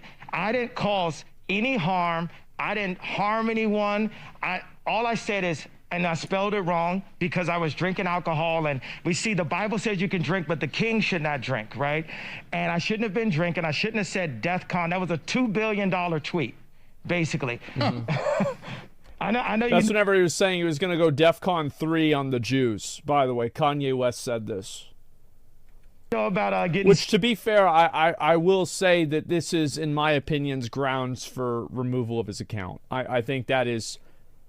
I would not want a person saying they are going DEFCON 3 on white people. I think that would be grounds for removal. DEFCON 3 on black people or anything.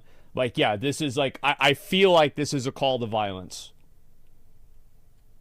Dude, I hear you. So let's expand. Yeah, that's also drinking. So let's expand on this. What you say is what I'm trying to say. Yeah. You didn't kill anybody. You're simply here saying this, and you're being demonized and attacked, and you're saying that is hypocritical. But that's what I'm trying to tell you. George Soros admits he went around rounding up Jews that thought they were being protected, stole their money, and sent them to Nazis. What my point is that's what the left does. They hide behind black people, they hide behind Jews, they hide behind groups, and they use racial politics to control. And so I think that's the most important thing, is to understand that we can all come together under Christ. Also, they blackmail. Okay, go ahead about the Christ thing. I want to hear this. No, we can just... It's sad because it's like Alex Jones is trying to push the idea that, like, yes, absolutely, racial politics are, in I think most cases, bad. I don't think that they are productive. I think that they cause more harm than good. I think this is true, but the truth is that I don't think that Alex Jones is surrounded by like-minded people in that regard. I'm just saying, I mean, I don't hate anybody because of their religion or their background. And there's great people from every organization. And I think George Soros can come to Christ. It is a possibility that he can convert and come to Christ. I'm sure that will happen. Would you meet with George Soros if he wanted to meet with you? Absolutely. I would meet with anyone. That's the whole thing. Laura, we're live. What's up? This is Laura Loomer. This is, I mean, that's nice of him to say that, right? Because at least it means that he's open. And this is what I was saying before, that I think that Kanye West, in his mind, this is where I think his, this is where I think his mind is going, is that he has to see the good in everybody, and he can't see anybody as an evil person or a bad person, because that's not what Christ would do. And because that's not what Christ would do, and ye is Yesus, only one letter off, that's also what he can't do. That's what I think is going on in his head. I don't know this. I'm just trying to understand it. I'm watching live. I saw you just said that you wanted me to call in, so I'm calling in. Well, how does she Turn have your it so number? she can't. So you can't see she your called fucking me number. because she had some concerns about Milo running my campaign. No, that's great. So here's the deal. We've got Laura Loomer's number. Can we call her on Skype or Zoom? Can we actually put her on the show? Alex at this point is realizing, he's like, okay, Kanye is going to fucking force this girl on the show. Can we at least do it with good audio? All right, if you're going to fucking force this thing in, fine, okay. Let's do it with good audio, though, because this doesn't sound good. Laura, you're on via speakerphone. Can you come on via Skype or via phone right now? Yeah, I can't do video right now, but I could do audio. I texted your producer. Laura, we're going to call you right now. We're going to put you on air in 2 minutes. Don't trash Milo. I like Milo. I'll call in right now. You didn't say yes. Yeah, they're going to call her. They got her number. Okay, cool. This is crazy. Listen, all I'm trying to say is... Milo's Jewish. I love Milo. Yeah. And you've got a little bit of the Hitler fetish going on. It's not a fetish. It's not a fetish. Thank God we're talking about this. Like, this is what I was curious about. Like, what's going on with this whole Hitler thing? It's a term. Yeah, like, what is this? I just love information. They have some documentaries. Apparently, Bezos is allowed to put up any documentary, but if a basketball player tweets it, he'll lose his entire career. He's talking about that one dude. Oh, fuck. Kyrie Irving, right? Was that it? Yeah. So, like, this guy tweets out a documentary, and this is like the Dave Chappelle thing that Kanye West got in so much trouble that Kyrie Irving also got in trouble.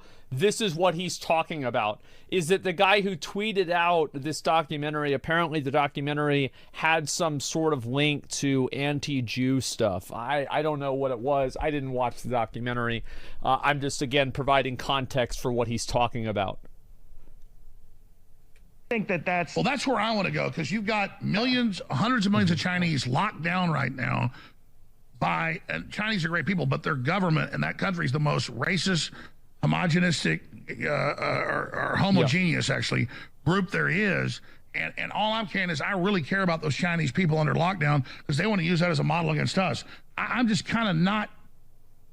I'm not on the whole... So what he's saying is that that the Chinese government and the way the Chinese government treated Chinese citizens during COVID is like a test run of how the New World Order is going to treat everybody in the future. That's what he's saying. Jew thing. It's what I'm saying. I don't care if people talk about it. I believe in free speech. Yeah. I'm just really worried about the forced injections, world government, 5G, the open borders, the collapsing currencies, war with Russia. What do you think? Just get Shungite. I don't have all of that information. I have the information that 2 days ago I thought I was going to be put in prison because my accounts are frozen. No, I get it. You're in Hollywood and the managers you see are, so I get it. From your perspective, I get what you're saying. Yeah, and I love Jesus, and I have to fight this war to make a better place for my children and for everyone else's children. I got to put myself, my accounts, my name at risk to stand in the front of this war that we have. This is InfoWars, right? So we're going to give them... No, yeah, you have to keep in mind, Kanye West thinks that he is at war. Like, this is something that, like, I think that he, even outside of any sort of a mental break situation, this is something that he does believe. He's even said it in his music. This information on InfoWars. Yeah. By the way, I asked the crew very lovingly. I love the crew, but you guys gave me the tweet I sent you this morning of the abortion mill, New World Order, depopulation, kill the black people organization, Planned Parenthood, where they said it's white people's job to give money so we can kill black people. It actually says that. Oh, and boy. Ye didn't want me to have it on the desk because he wanted to be able to have it all look clean and stuff, and I get that, so I'm happy for Ye. But will you guys give me that damn tweet? Because I love you to death, but I'm asking for an hour. I need that damn tweet. I want to show people this because it is such it is such mind control to say, white people, you've got white guilt. They actually say, you're bad because you're white. Help us kill black people. What type of freakish, crazy world is that? Yay? Zionist. Is that It's always the Jews. And the thing is that every single thing to them, it always goes right back to the fucking Jews. Every time. This is every solution. And you have to admit, this is a very comforting way of thinking. Is that every single problem in your life, the Zionists.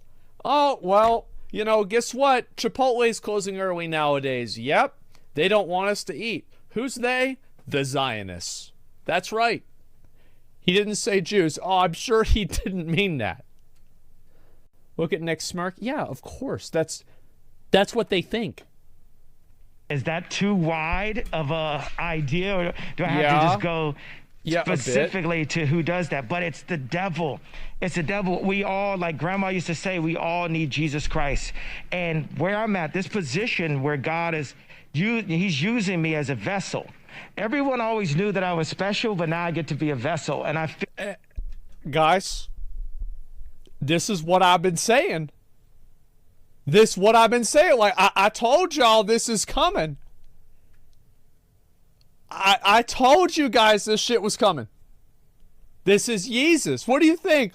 Like, bro, he's been laying down the crumbs for this for years. So, you know, I'd like to go into a prayer. It's a prayer that my cousin wrote. Oh, God. Now, this prayer it's pretty long, so please don't cut me off in the middle of this prayer. I'm not. Go ahead. So what happened is I was on we were doing a family prayer Zoom on Sunday, and his name is Wayne, and he tells me, he says, Kanye, he's like, bro, my name's Jay. You say a prayer. And then I said my prayer, and I felt that it was very profound. I felt like it was Ye-level bars where I said, let's remove this whole... Ye-level bars. That's not the metaphor I would expect to see used with a Sunday prayer session with the family. But yeah, sure. I mean, go off. Conversation of morality, and let's stick to the Bible and say either Jesus said so or Jesus said no. Hold on, I'm gonna wait till you drop this. Boom. I'm listening. All right, so, and I felt like that was profound. That's like a bar that made me top 5 streaming on. The megalomania is amazing. No, this is why you have to understand that part of this insanity is why Kanye West is such a great artist. And it's why everybody has been talking about him for the past 15 years. Is that he's a crazy megalomaniac asshole, and it was fine and funny until he's like, well, what about the Nazis, right? And like, that's the thing, is like, it's funny whenever it's like he's doing this asshole thing to Taylor Swift. It's funny whenever he's going up against, like, you know, the government and saying George Bush doesn't care about black people. And this guy's, it's funny, but like, whenever, you know, like, there's a line where it's like, oh, well, fuck, like, why do you have to talk about this too? It gets weird. Artists without an album this year. Either Jesus said so or Jesus said no, because we want to bring in our creative direction and our opinion and our moral compass. Forget the words moral compass. Is it in the Bible? What did the red letters say? What did Jesus say about it? And then we make our decisions off of that. The red letters in the Bible, by the way, are the words that Jesus said, which were, by the way, transcribed like 80 fucking years after he died. So it's like, did he really say those words in that order? No, nobody has there's no recordings. There's no video camera of this. So we're not 100% sure. Well, yeah, lazy fucking apostles. How does it take that long? I feel like that's kind of a big deal. Shouldn't you write that down like immediately? I don't know. So I said this, And then I had an idea. Let's stop hoping. Let's pray. Let's talk directly to God. Let's stop hoping for stuff. I agree with that. He has hope in here. And then I took it out and then I put it back in. And then so I said this prayer, and my family members, they didn't say anything. And then he said his prayer, and the whole family was like, oh, that's the best prayer I ever heard. And he's like, I know. My prayers could be intimidating. I know. They're like, did you write that down? That was the best prayer ever. And I was thinking like, bro, why you set me up? Why you set me up to say my prayer right before your prayer? But this is his prayer. I was like, yo, send me that prayer, bro. That prayer was pretty good. It says, damn. Nick is Catholic, so he doesn't like referring to Jesus as Yahweh God. But I am. But am I black? Am I African? Am I Semite? What is it? They call me anti-Semite. They said I'm a nigga in rap. They said I'm black. They told me, say it loud. I'm black and I'm proud. Okay, James Brown, you tell me who I am. But I know that I'm a child of God, and I know Jesus died for us. There is a subset of individuals that believe that black people are actually the real Jews. This is like you start here, and you end up here, okay? It's a big one. Daily prayer written by my cousin Wayne. Yahweh God, thank you for life, health, and strength, faith, hope, and love, and another day to bless, protect your most holy name. I surrender all, Yahweh God, and acknowledge that all things are spiritual before they are physical. For this reason, we also declare and decree that you are the maker, master, ruler, creator, and... I mean, honestly, like, these are bars. This is a good fucking prayer. I mean, really, like, this is a good one. Guider of our spiritual lives. We also acknowledge our brother Jesus Yeshua and the blood he shed that gave us blood-paved pathways back to the Holy of the Holies. As we humbly come before you, your almighty throne of mercy and grace, we welcome your glory to rest heavenly upon our shoulders. Bless our crown with supernatural wisdom and understanding, Yahweh God, so that we may walk in the true knowledge of who you are and who you created us to be. Quiet our spiritual minds, Yahweh God. But wait, there's more. And put us in proper alignment and divine timing with the will and purpose you have for our lives. Open our spiritual eyes, Yahweh God, so we may better see all of the divine things of the Spirit. Open our spiritual ears, Yahweh God, so we may better hear all of the sacred things of the Spirit. Guard our spiritual mouth, Yahweh God. Place a censor over our divine tongues, so we may only speak words that glorify and edify you. Soften our spiritual heart, Yahweh God, so we may walk into deeper communication, commitment, intimacy, understanding, and a relationship with all of the divine things of the Spirit. Yahweh God, we recognize that we do not battle against flesh and blood, but against spirits and powers, principalities and rulers of spiritual wickedness in heavenly places. It is for this reason that we put on the whole armor of God, Yahweh God. We put on the helmet of salvation and the breastplate of righteousness. We firmly attach the belt of truth around our waist and drench our feet with the preparation of the gospel of peace. We take our sword of life spirit, which is the word of life, and the shield of faith with which this sounds we like will an MMO. quench all of the fiery darts of the enemy. Paladin Thank you bars? for blessing Yeah. us from the top of our head to the bottom of our feet and everywhere in between with the first, what we need, everything that we deserve, and then the best that you have for our lives, Yahweh God. In Jesus' name, amen. And perfect. God fucking damn. I will have to admit, that's one hell of a prayer. Holy fuck, man. Right. Hour number 2, uncensored with Ye. Nick Fuentes, I'm your guest host here in Insane Asylum World, because the whole world's crazy. All of us are nuts. This is Twilight Zone 2.0. We will be right back. At me when you say that. No, I'm talking about all of us. The whole world's crazy. It is crazy. Everybody's crazy. I believe that. I'm saying the guest host here because these guys are hosting. We'll be right back with hour number 2. Okay. Whoa, wait. 2022 is here, and we are proud and very excited to announce that free shipping is back at InfoWarsStore.com. That's right, free shipping on all orders of $50 or more. Nick, you have the minutes on it. That's right. So it's where to begin. Well, I want to set the record straight first of all, because there was a big piece in NBC the other day written by Mark Caputo with a lot of lies about the dinner. And I don't know if people... Apparently, Donald Trump had dinner with Kanye West, and Kanye brought Nick Fuentes. Donald Trump claims to not know who Nick Fuentes is. Kanye West said that Donald Trump was impressed by Nick Fuentes. And Sneeko, I don't think was there, and Milo Yiannopoulos. I don't know how to say his last name. It's a Greek long name. I'm not sure. Hopefully, I said it the right way. He was a journalist.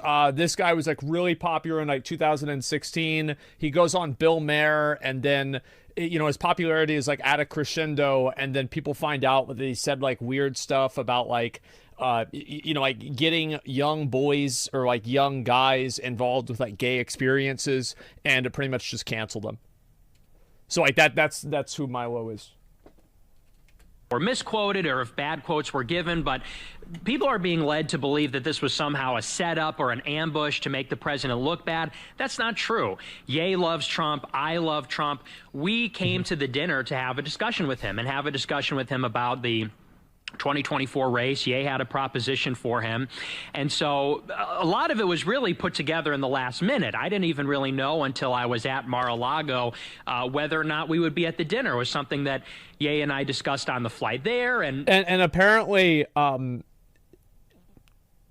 think Kanye West said that he went there to ask Donald Trump to be his vice president whenever he ran in 2024, which that is such a big dick move. So that's what Nick is probably referring to as his proposal. Yes, it asked him to be his vice president. You can't make this shit up, man. Oh my God. And like the thing is, this is exactly why Kanye West is so fucking entertaining. Is he will go up to somebody who used to be the president and ask them to be his vice president. That's what it is. Yeah, he doesn't give a fuck. On the car ride over. So I just want to get that cleared up straight away, because I think Ye and I both believe that Trump is a great option. It really just comes down to Trump and Ye for the most part. But them trying to premeditatedly claim it was some secret meeting and he knew he was meeting with you, that's not true. No, yeah, and it was surprising because we had this conversation. This is interesting that Nick Fuentes says that Trump didn't know he was meeting with him, but I guess you could also say that not knowing that he was meeting with him is not exclusionary towards being impressed by him. So this is an interesting development. The day before we flew out, we were in LA on that Monday, and I was told it may not even be possible for you to get into Mar-a-Lago. They said because there's so many people that will intercept you. There's a guest list, and you have to be on it, and there's a security list and all these things. So I was told that I may not even be able to get through. Well, we pulled up to the club. Mar-a-Lago, by the way, for anybody who's not dumb enough, who's smart enough to not pay attention to American politics, this is like Trump's FC. It's like his guild house. Checked out Ye, they checked out Karen's ID and information. We drove up, we walked in, we sat down in the lobby. The president came out of the dining room, and that was that. He invited Ye to dinner. This is Garrison. And I don't know if it was Ye or Trump, but one of them said, well, we want to bring Jamar, Karen, and Nick into the dining room. And so we came in, we sat down. Well, we took some pictures. Ye sort of lit up the whole room. Everybody wanted to get a picture with him. We sat down at the table.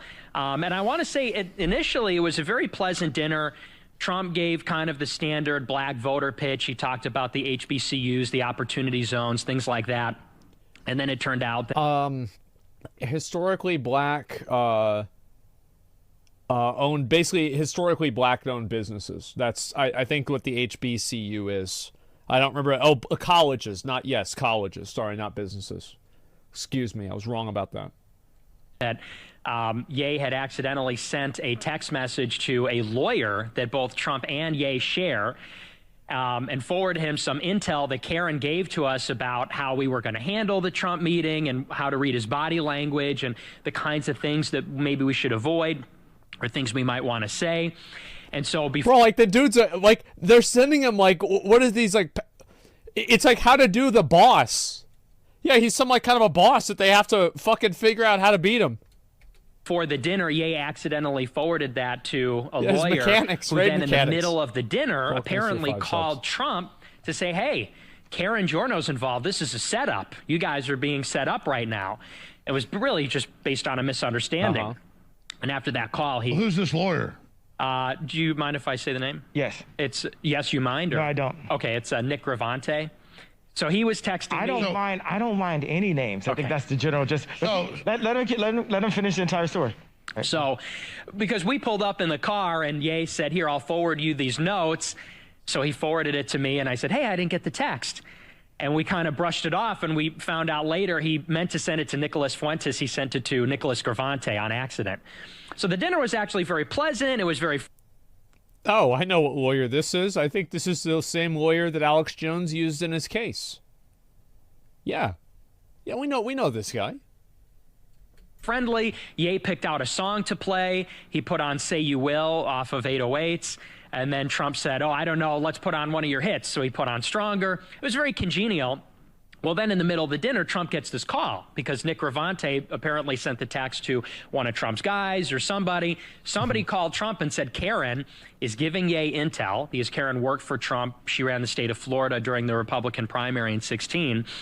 And so he got the heads up. They thought it was some big ambush. So he gets off the phone and the tone totally flipped.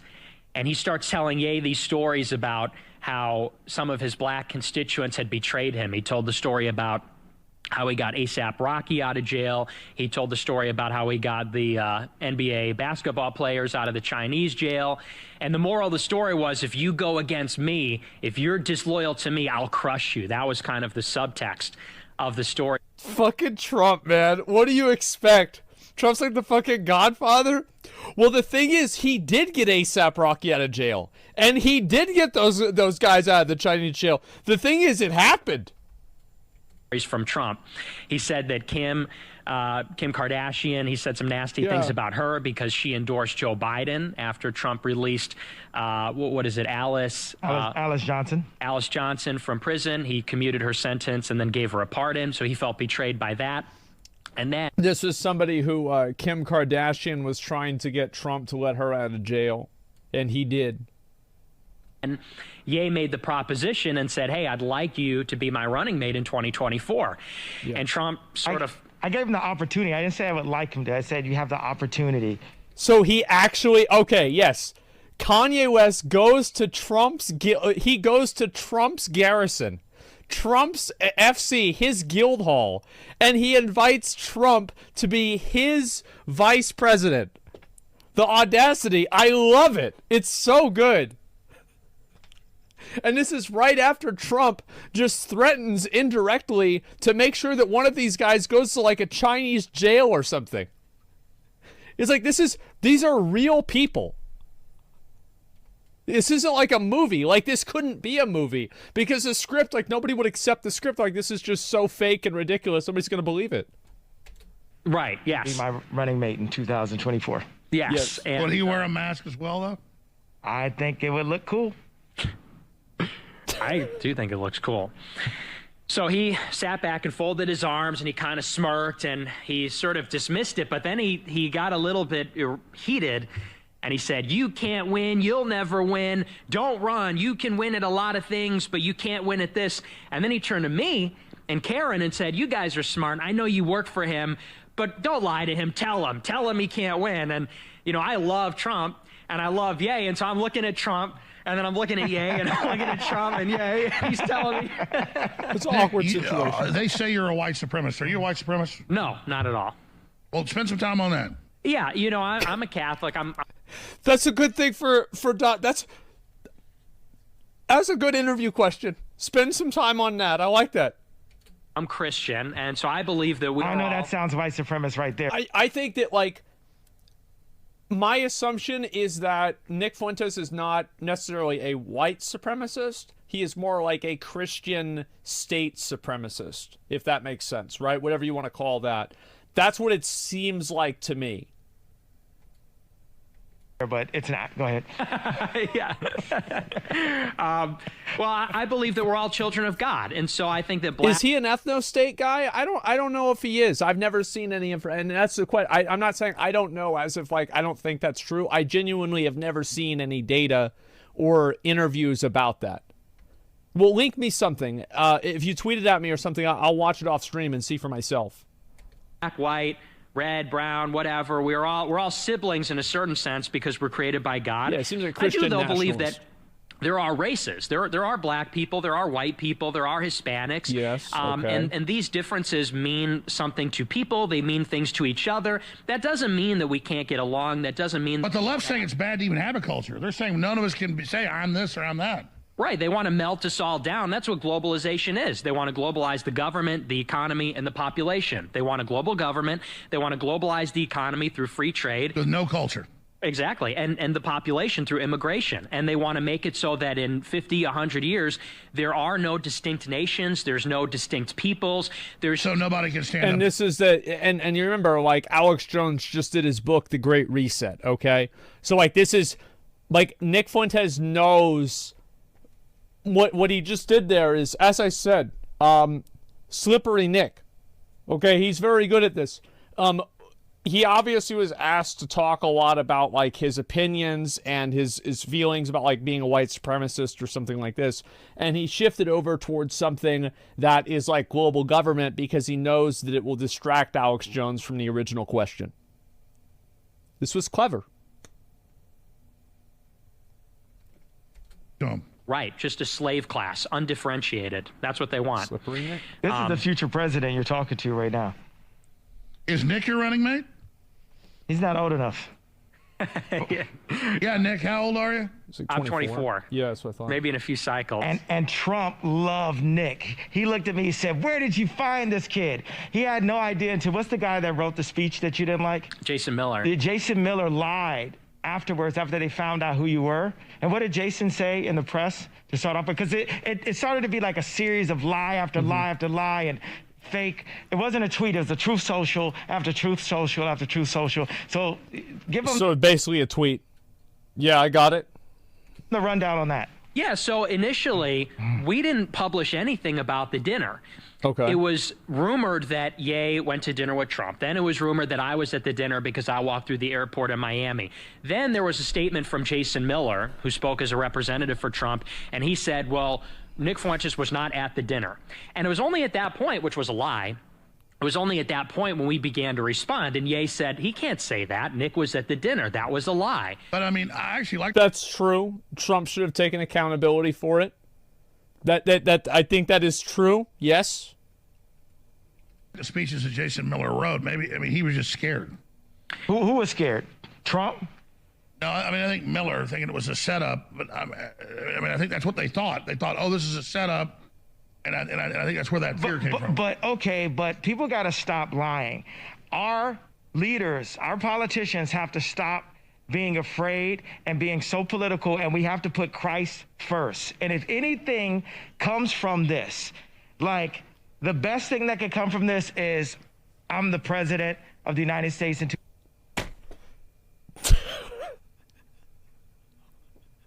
I mean, like, for example, like, one of the best thing that could come from this is that I'm the president. Like, that could, like, yeah. I mean, look, that's one way to look at it. Yeah, sure. He just says it, yeah. 2024. The worst thing that could come from this is Not our the leaders president. are held to Christian values, Yeah. not Zionist values. Now, let's talk about the difference of Trump's Truth Social. Well, I'd like to hear the difference between Christian values versus Zionist values. I think that these are the questions that I hope Alex Jones asks more of, because these are usually, it's the same thing as whenever people talk about like black values versus like white values. These are usually just dog whistles for people to fill in their own prejudices inside of. I'm not a fan of this. I find it very annoying. Yeah. So he put out 3 successive posts. There's 3 responses from Trump on Truth Social, and they just get more sort of erratic as the pressure grows. You know. Wow. Who could have predicted that?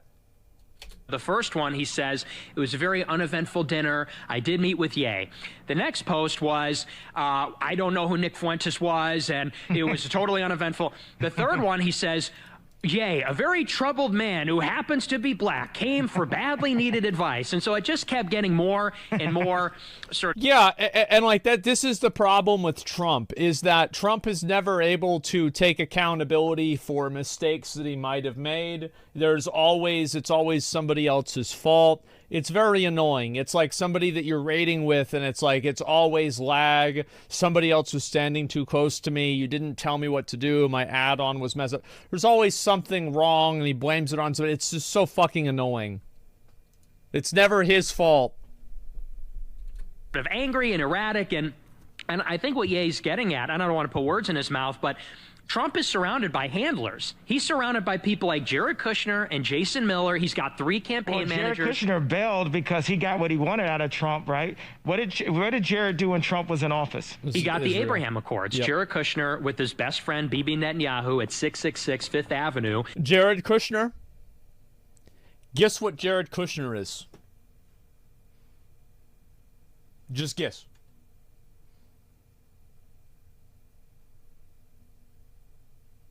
His son-in-law? No. Wrong. More important than that. That's right. A Jew. There it is.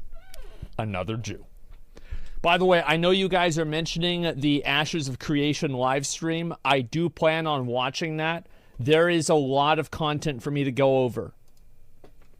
Every day unless I don't want to. Yes, I'm not going to force myself to it, but I'm not waking up with an alarm clock anymore, and it's actually substantially improved my streaming experience.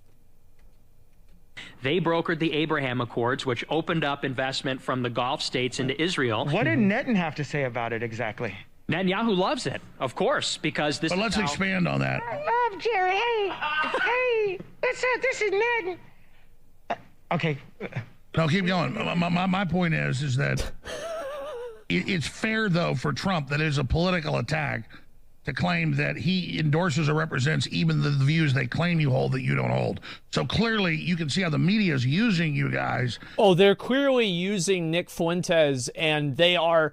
I think that it is not unreasonable to assume that they are using Nick Fuentes and misrepresenting what he's saying, or even not, as if Trump is like hand in hand with him.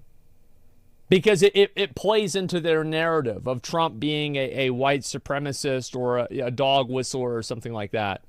As an attack on Trump. They're using us to try to put this guy we've never heard of, DeSantis, in office. Like... I feel like hearing about Trump being a reality TV star isn't really not... this is not really that great of an argument. Yeah, DeSantis is very well known. Yes. DeSantis is going to play by the book. The thing about Trump is this guy is one of the best presidents we have. He's top 5 presidents. He's right. Yeah, I don't know about that. Somebody says Nick Fuentes doesn't mean to be represented. Have you heard what his Holocaust denial clip? Guys. Ronald Reagan. And he was a Wharton grad. He's one of the best businessmen of all time. And the entire time he was the president, the Jewish media attacked him. They were mad because he was actually working for the country. And now they're doing everything, including this meeting, to try to say he's not allowed to meet with. This is InfoWars. It makes sense. I mean, despite, let's take all the facts out of this. Who are you to say who the president can meet with? Netanyahu. I'm not gonna, the Holy Spirit fills me up, and the less sin I have, the less angry I get, so you can't make me angry. But if I was another version of the Kanye West that you guys know, I would be angry at Netan for even speaking on one of the best presidents, one of our best. I think that's such horse shit. You should be able to criticize anything you want. Of course, he should be able to express what he thinks. It's the same thing as it's his free speech too. Presidents of all time. Such horseshit. Shut the bless up, Netanyahu. This is from Ye. Now you know who I am. Do you know who I am now, Netanyahu? You know who I am now, Jared Kushner? You know who I am, Josh Kushner? Let me tell I find that there is a certain level of irony of "Do you know who I am?" with a full face mask on. Yes. Like, there is a level of irony to this. This is actually very funny. tell you something about Softy Josh, right? Marshmallow Josh was at a dinner. I'm at Jared's house, Jared and Ivanka's house.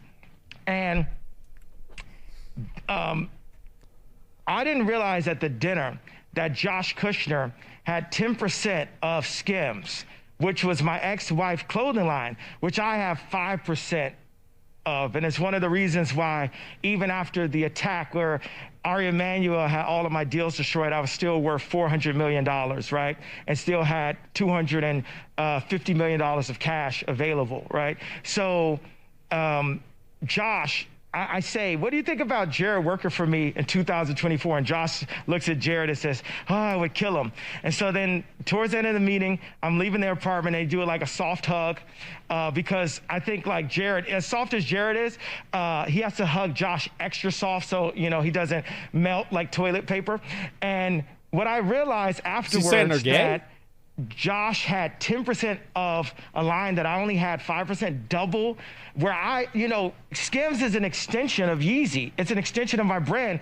Literally, I put the creative director from Yeezy at Skims because at first Skims was a lingerie line. And then it was Kris Jenner's idea to make it a shapewear line. And I said, I have the perfect person. Let's take these elements of Yeezy and let's put this here. And then Josh goes in and puts $150 million from some investment firm to then control something that my ex-wife was. I mean, isn't that kind of fair, though? Like, if he paid $150 million, that he'd have a percentage of the company? I mean, I don't know. I think that's, I mean, fuck, man, that seems pretty fair to me. That's a lot of money. Making for our that's how you're at this meeting and literally realizing, oh my God, I own this and ran this. This guy's double what I get. You didn't even know he was the owner. Yeah, and that's what I explained to Jared. I was on text with Jared. I said, what if I had 10% of a line with Ivanka and you didn't know and you only had 5%? I'm sure you. But what if he learned you own 10% of 666 Park Avenue? Yeah, and again, this is another, it's more ego Andy. Every time it's ego Andy. He'd be pissed. Or what if I had 10% of that 800? How big was the deal that he did after he got out of? So what you're saying is we need reparations from Hollywood. We need the Hollywood elite that have almost all the money. They need reparations to America. Wait, I want to talk about how Jared did that first deal. You hear what I'm saying? With Netan. All right, go ahead. Yeah, he got billions. And this is something that was covered in the Wall Street Journal. Jared Kushner brokered the Abraham Accords with Netanyahu. And before Trump was even out of office, they were arranging for how Kushner could take a massive fee from... Okay, but separate from Kushner getting money, I don't like Kushner. He glows in the dark. He's creepy as hell. But I mean, that's a good peace deal to get the Arabs and Jews to quit killing each other. I mean... But I agree with you to some extent, but don't... I mean, actually, that's a pretty... I said, that's some good Kushner. That's... Because of stuff killing each other, that's pretty good. I mean, I don't like Kushner, but he did it for the money. Mm-hmm. Well, I mean, we got things. I mean, yeah. And I would say I'm not defending him. I'm saying, isn't it good to try to get Middle East peace? Well, let's ask Nick. Yeah, Nick, go ahead. Because it's again like you can see obviously like with Kanye West here, like the whole idea, awkward silence, yeah, because it's just that you're going to have to go against something that's Jewish, and he doesn't want to go against that because that's what he's convinced himself is the root of all of his problems. If you want Middle East peace, you have to go to Israel because Israel is the one who has been bombing Syria. Israel's the one that's... And they got 200 nuclear weapons. They ain't going nowhere. Exactly, and that's why they killed JFK and RFK was because of they were trying to get their WMD program off the ground. Operation Apollo. It was Jack Kennedy that wanted IAEA inspectors looking into. So he just sneaks that one in. He's just, yeah, so that's why they killed the, JFK. Yep. And so anyway, yep, just sneaks that one in. Keep going. To it. No, and that is probably that's one of the reasons Kennedy got killed. That was what we need to say right now, and we're going to bring Ali on in a second, is both of my parents were educators, right?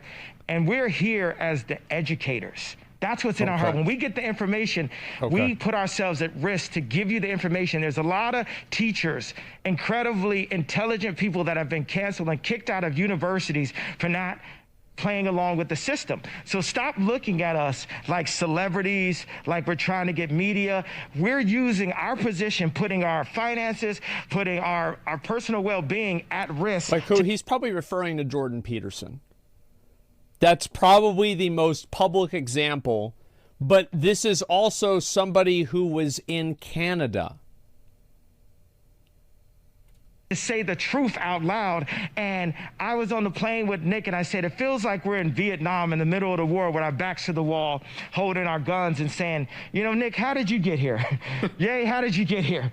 Well, all the guns are going off and all the media is going off, and say, this is info wars, right? So you got some info warriors on both sides of you, and you fought for us. You've been fighting this battle for a long time, Alex, and we just got to salute you as a Christian and as American, because you paved the way to make braver soldiers like us today. It's like Terminator Part 10 happening right now. I mean, let's be honest. That's true. Alex Jones has been out there campaigning against the New World Order for the last 25 fucking years. Yep. He was the original one.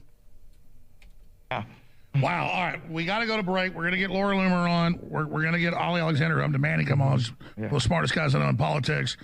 And we're going to just continue. Owen Schroyer is going to come on. We're going to continue on as long as you guys want to go. We'll take breaks and stuff too, and get Ye to eat something or whatever. Me and Nick got something he hasn't eaten yet, and I stay fasting. That's why he won't eat. I'm trying to get him to eat. So I'm like Italian, manja.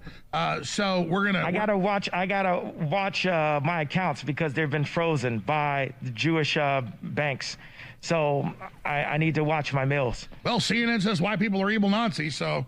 I mean, I disagree with both statements, but I get the I don't like the word evil next to Nazis. I think we need to look at. I love how I love how at the very end, whenever Alex is about to go to commercial break, that is when Kanye's like, so yeah, I liked Hitler, or you know what? I don't like the name evil next to Nazis. Yeah, he drops a bomb. Yeah, he's got to get the last word. And to be honest, it's a very good, you know what it reminds me a little bit of? It's like JoJo's Bizarre Adventure, where every single episode ends in a massive cliffhanger. It's like you have to have like some like crazy fucking scene, and it's like, wait, what? And then that plays the fucking next time to be continued. Yep. Oh my goodness! Just because you don't like one group doesn't mean the other. But look, I love Jewish people, but I also love Nazis. Oh, good. Oh man. Well, I have to disagree with that. But listen, we're gonna go to break. I'm the crazy one here. We're all crazy. The whole world's crazy. It is impressive.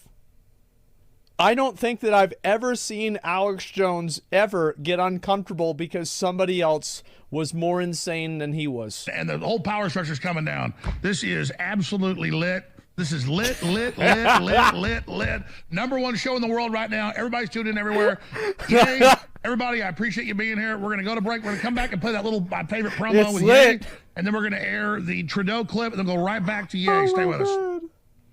Oh my fucking Ye God. is in studio. I'm Alex Jones, your host, Nick Fuentes. Ali. After the next commercial break, I'm gonna take a break, and we're gonna watch the rest of it tomorrow. But we are gonna we'll go to one more section. Okay. I just want to have you guys understand what's going on. Alexander, Owen Schroyer about to join us riding shotgun. Yeah, we're gonna play WoW today. Ye doesn't want to wear an earpiece, so he's gonna call Laura Loomer. No, it's a matter of logistics, guys. It's not that I don't want to watch it. It's that we have Allcraft at 3. Yeah, so we're going to put Laura Loomer on the way. She was originally going to be on earlier. Yeah, you're hosting the show. Go ahead. Laura, can you guys hear Laura on the mic? What they're doing is they're talking to her out there. I told them 45 minutes ago. Laura, can we hear you on the mic? Tell her you're going to call her. They didn't do that because it's such a party. I can hear you. Can you guys hear her? Laura, say something. She's not going to Laura do it. Loomer. Yeah, Laura, you're on the air. Go ahead. How's it going?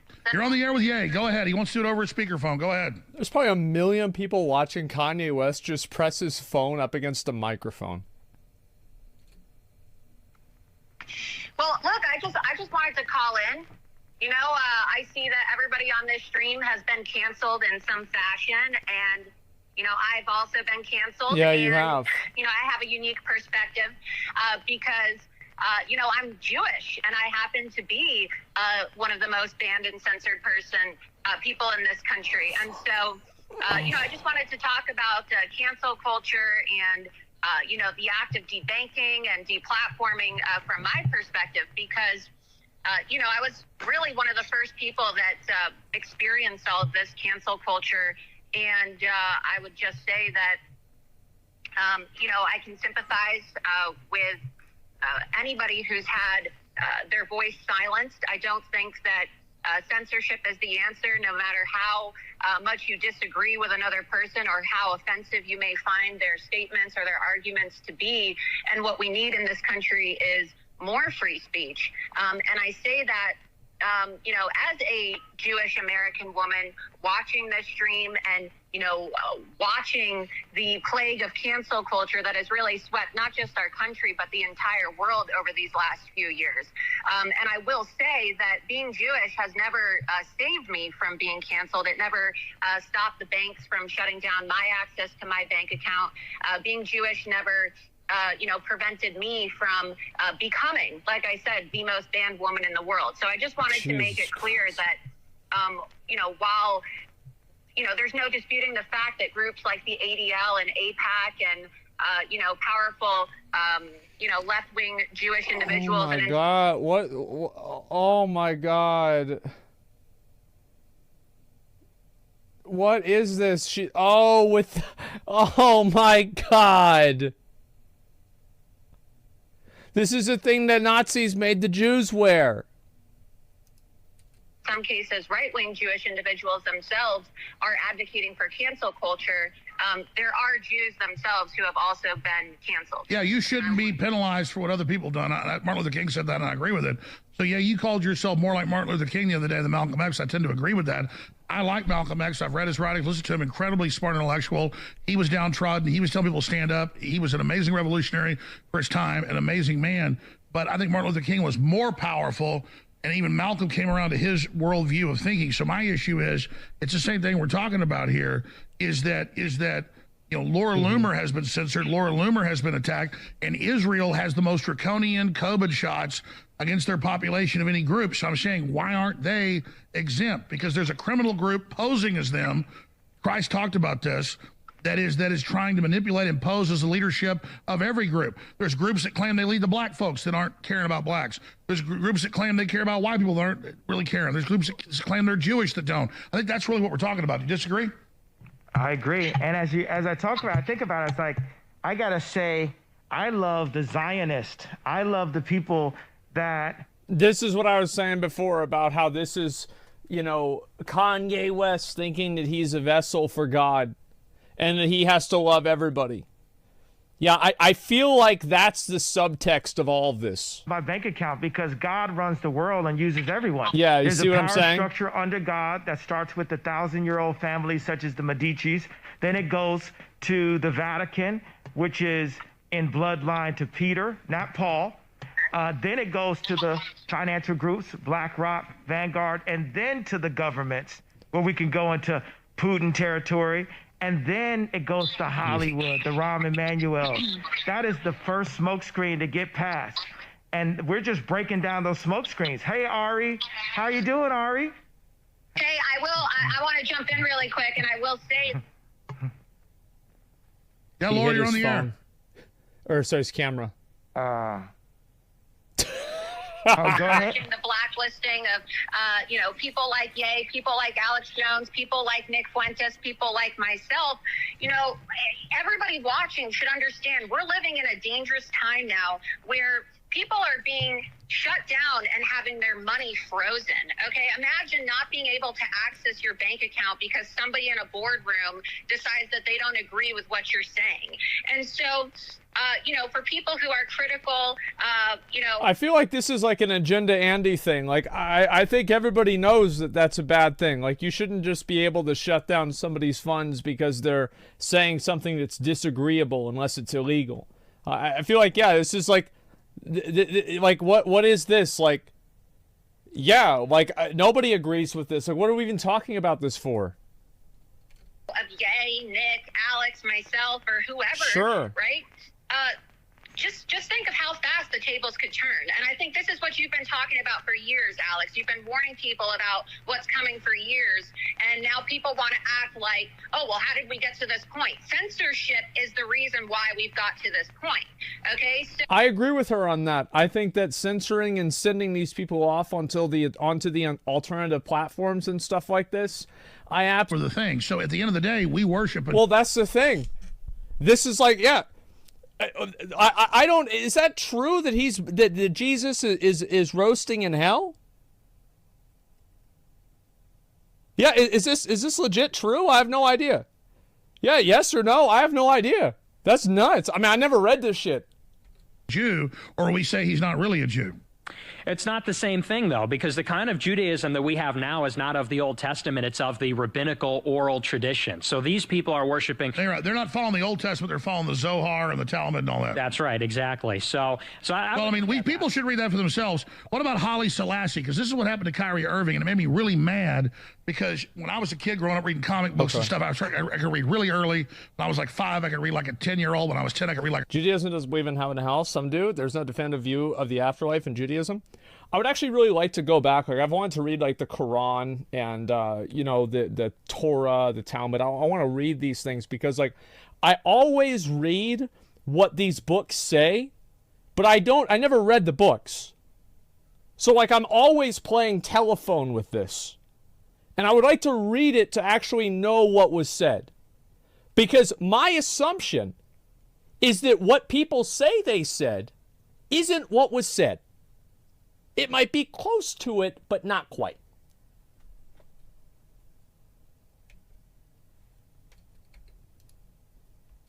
A college student. And so I put down comic books when I was about 8 because my mom had all these history books. And some of them were picture history books. And I started reading those. And it's like a fact that Solomon married a bunch of black women. It's a fact that Ethiopia was Jewish. It's a fact that North Africa was Jewish. It's a fact that went on. And then Kyrie Irving puts out a video explaining that a bunch of North African blacks are intermarried and part Jewish, and Israel lets a bunch of blacks in because they can prove that their lineage, their names are Jewish names. So how is it anti-Semitic? Here we go. And how does the ADL say it's anti-Semitic for black people who are related directly to King Solomon and King David, the line of Judah, which Haile Selassie was the leader of Ethiopia? That's where this whole movement comes from. To act like they don't know this, I'm not blaming Jews for this, I'm blaming the leftist ADL. To deny black Jews their heritage is a historic fraud. Sure. It's a damn historic fact. It's on Wikipedia. It's not even debated. It's true, but it's not just the leftists, it's the right-wing ones too, you know, because in Israel, Ye was just showing me a clip the other day where they are racist towards the Sudanese or Ethiopian black Jews that immigrate into Israel. They kick them out. There's quotas. Well, I mean, Israel's even mean to the Hasidic Jews now. I mean, that's what I'm saying. They're waging war. Right. So, and I agree with you. And what they've done to... So it won't be removed, have to allow access to those viewpoints. Oh, yeah. I mean, they're probably not going to remove this shit. The thing is, like, they don't want to start removing different films because as soon as you start removing them, then everybody wants everything removed because it's like, oh, well, you remove this one thing and so you should remove everything else. Yeah. And so, of course, they're not going to remove it. It makes sense for them. Yeah, they don't want to be told what to do. Kyrie Irving is just... Take Dr. Zelenko, beautiful person, wonderful guy. He'll tell you, he goes, yeah, that's what runs Israel's evil, and so is your groups. Ben Shapiro just mad that Kyrie won't sign his basketball. Back to you, Nick. But what about that issue? I'm sure you know about Haile Selassie and Kyrie Irving. Your take on Kyrie? That's my brother. And I love the fact that just like now, it felt like you were in this battle by yourself, but Now you got two warriors alongside of you like gargoyles at the top of the buildings in New York, ready to fight for Christ. This might be a stretch. Is Ben Shapiro a fan of basketball? Like, I've never really heard him talk about it a whole lot. Super respect.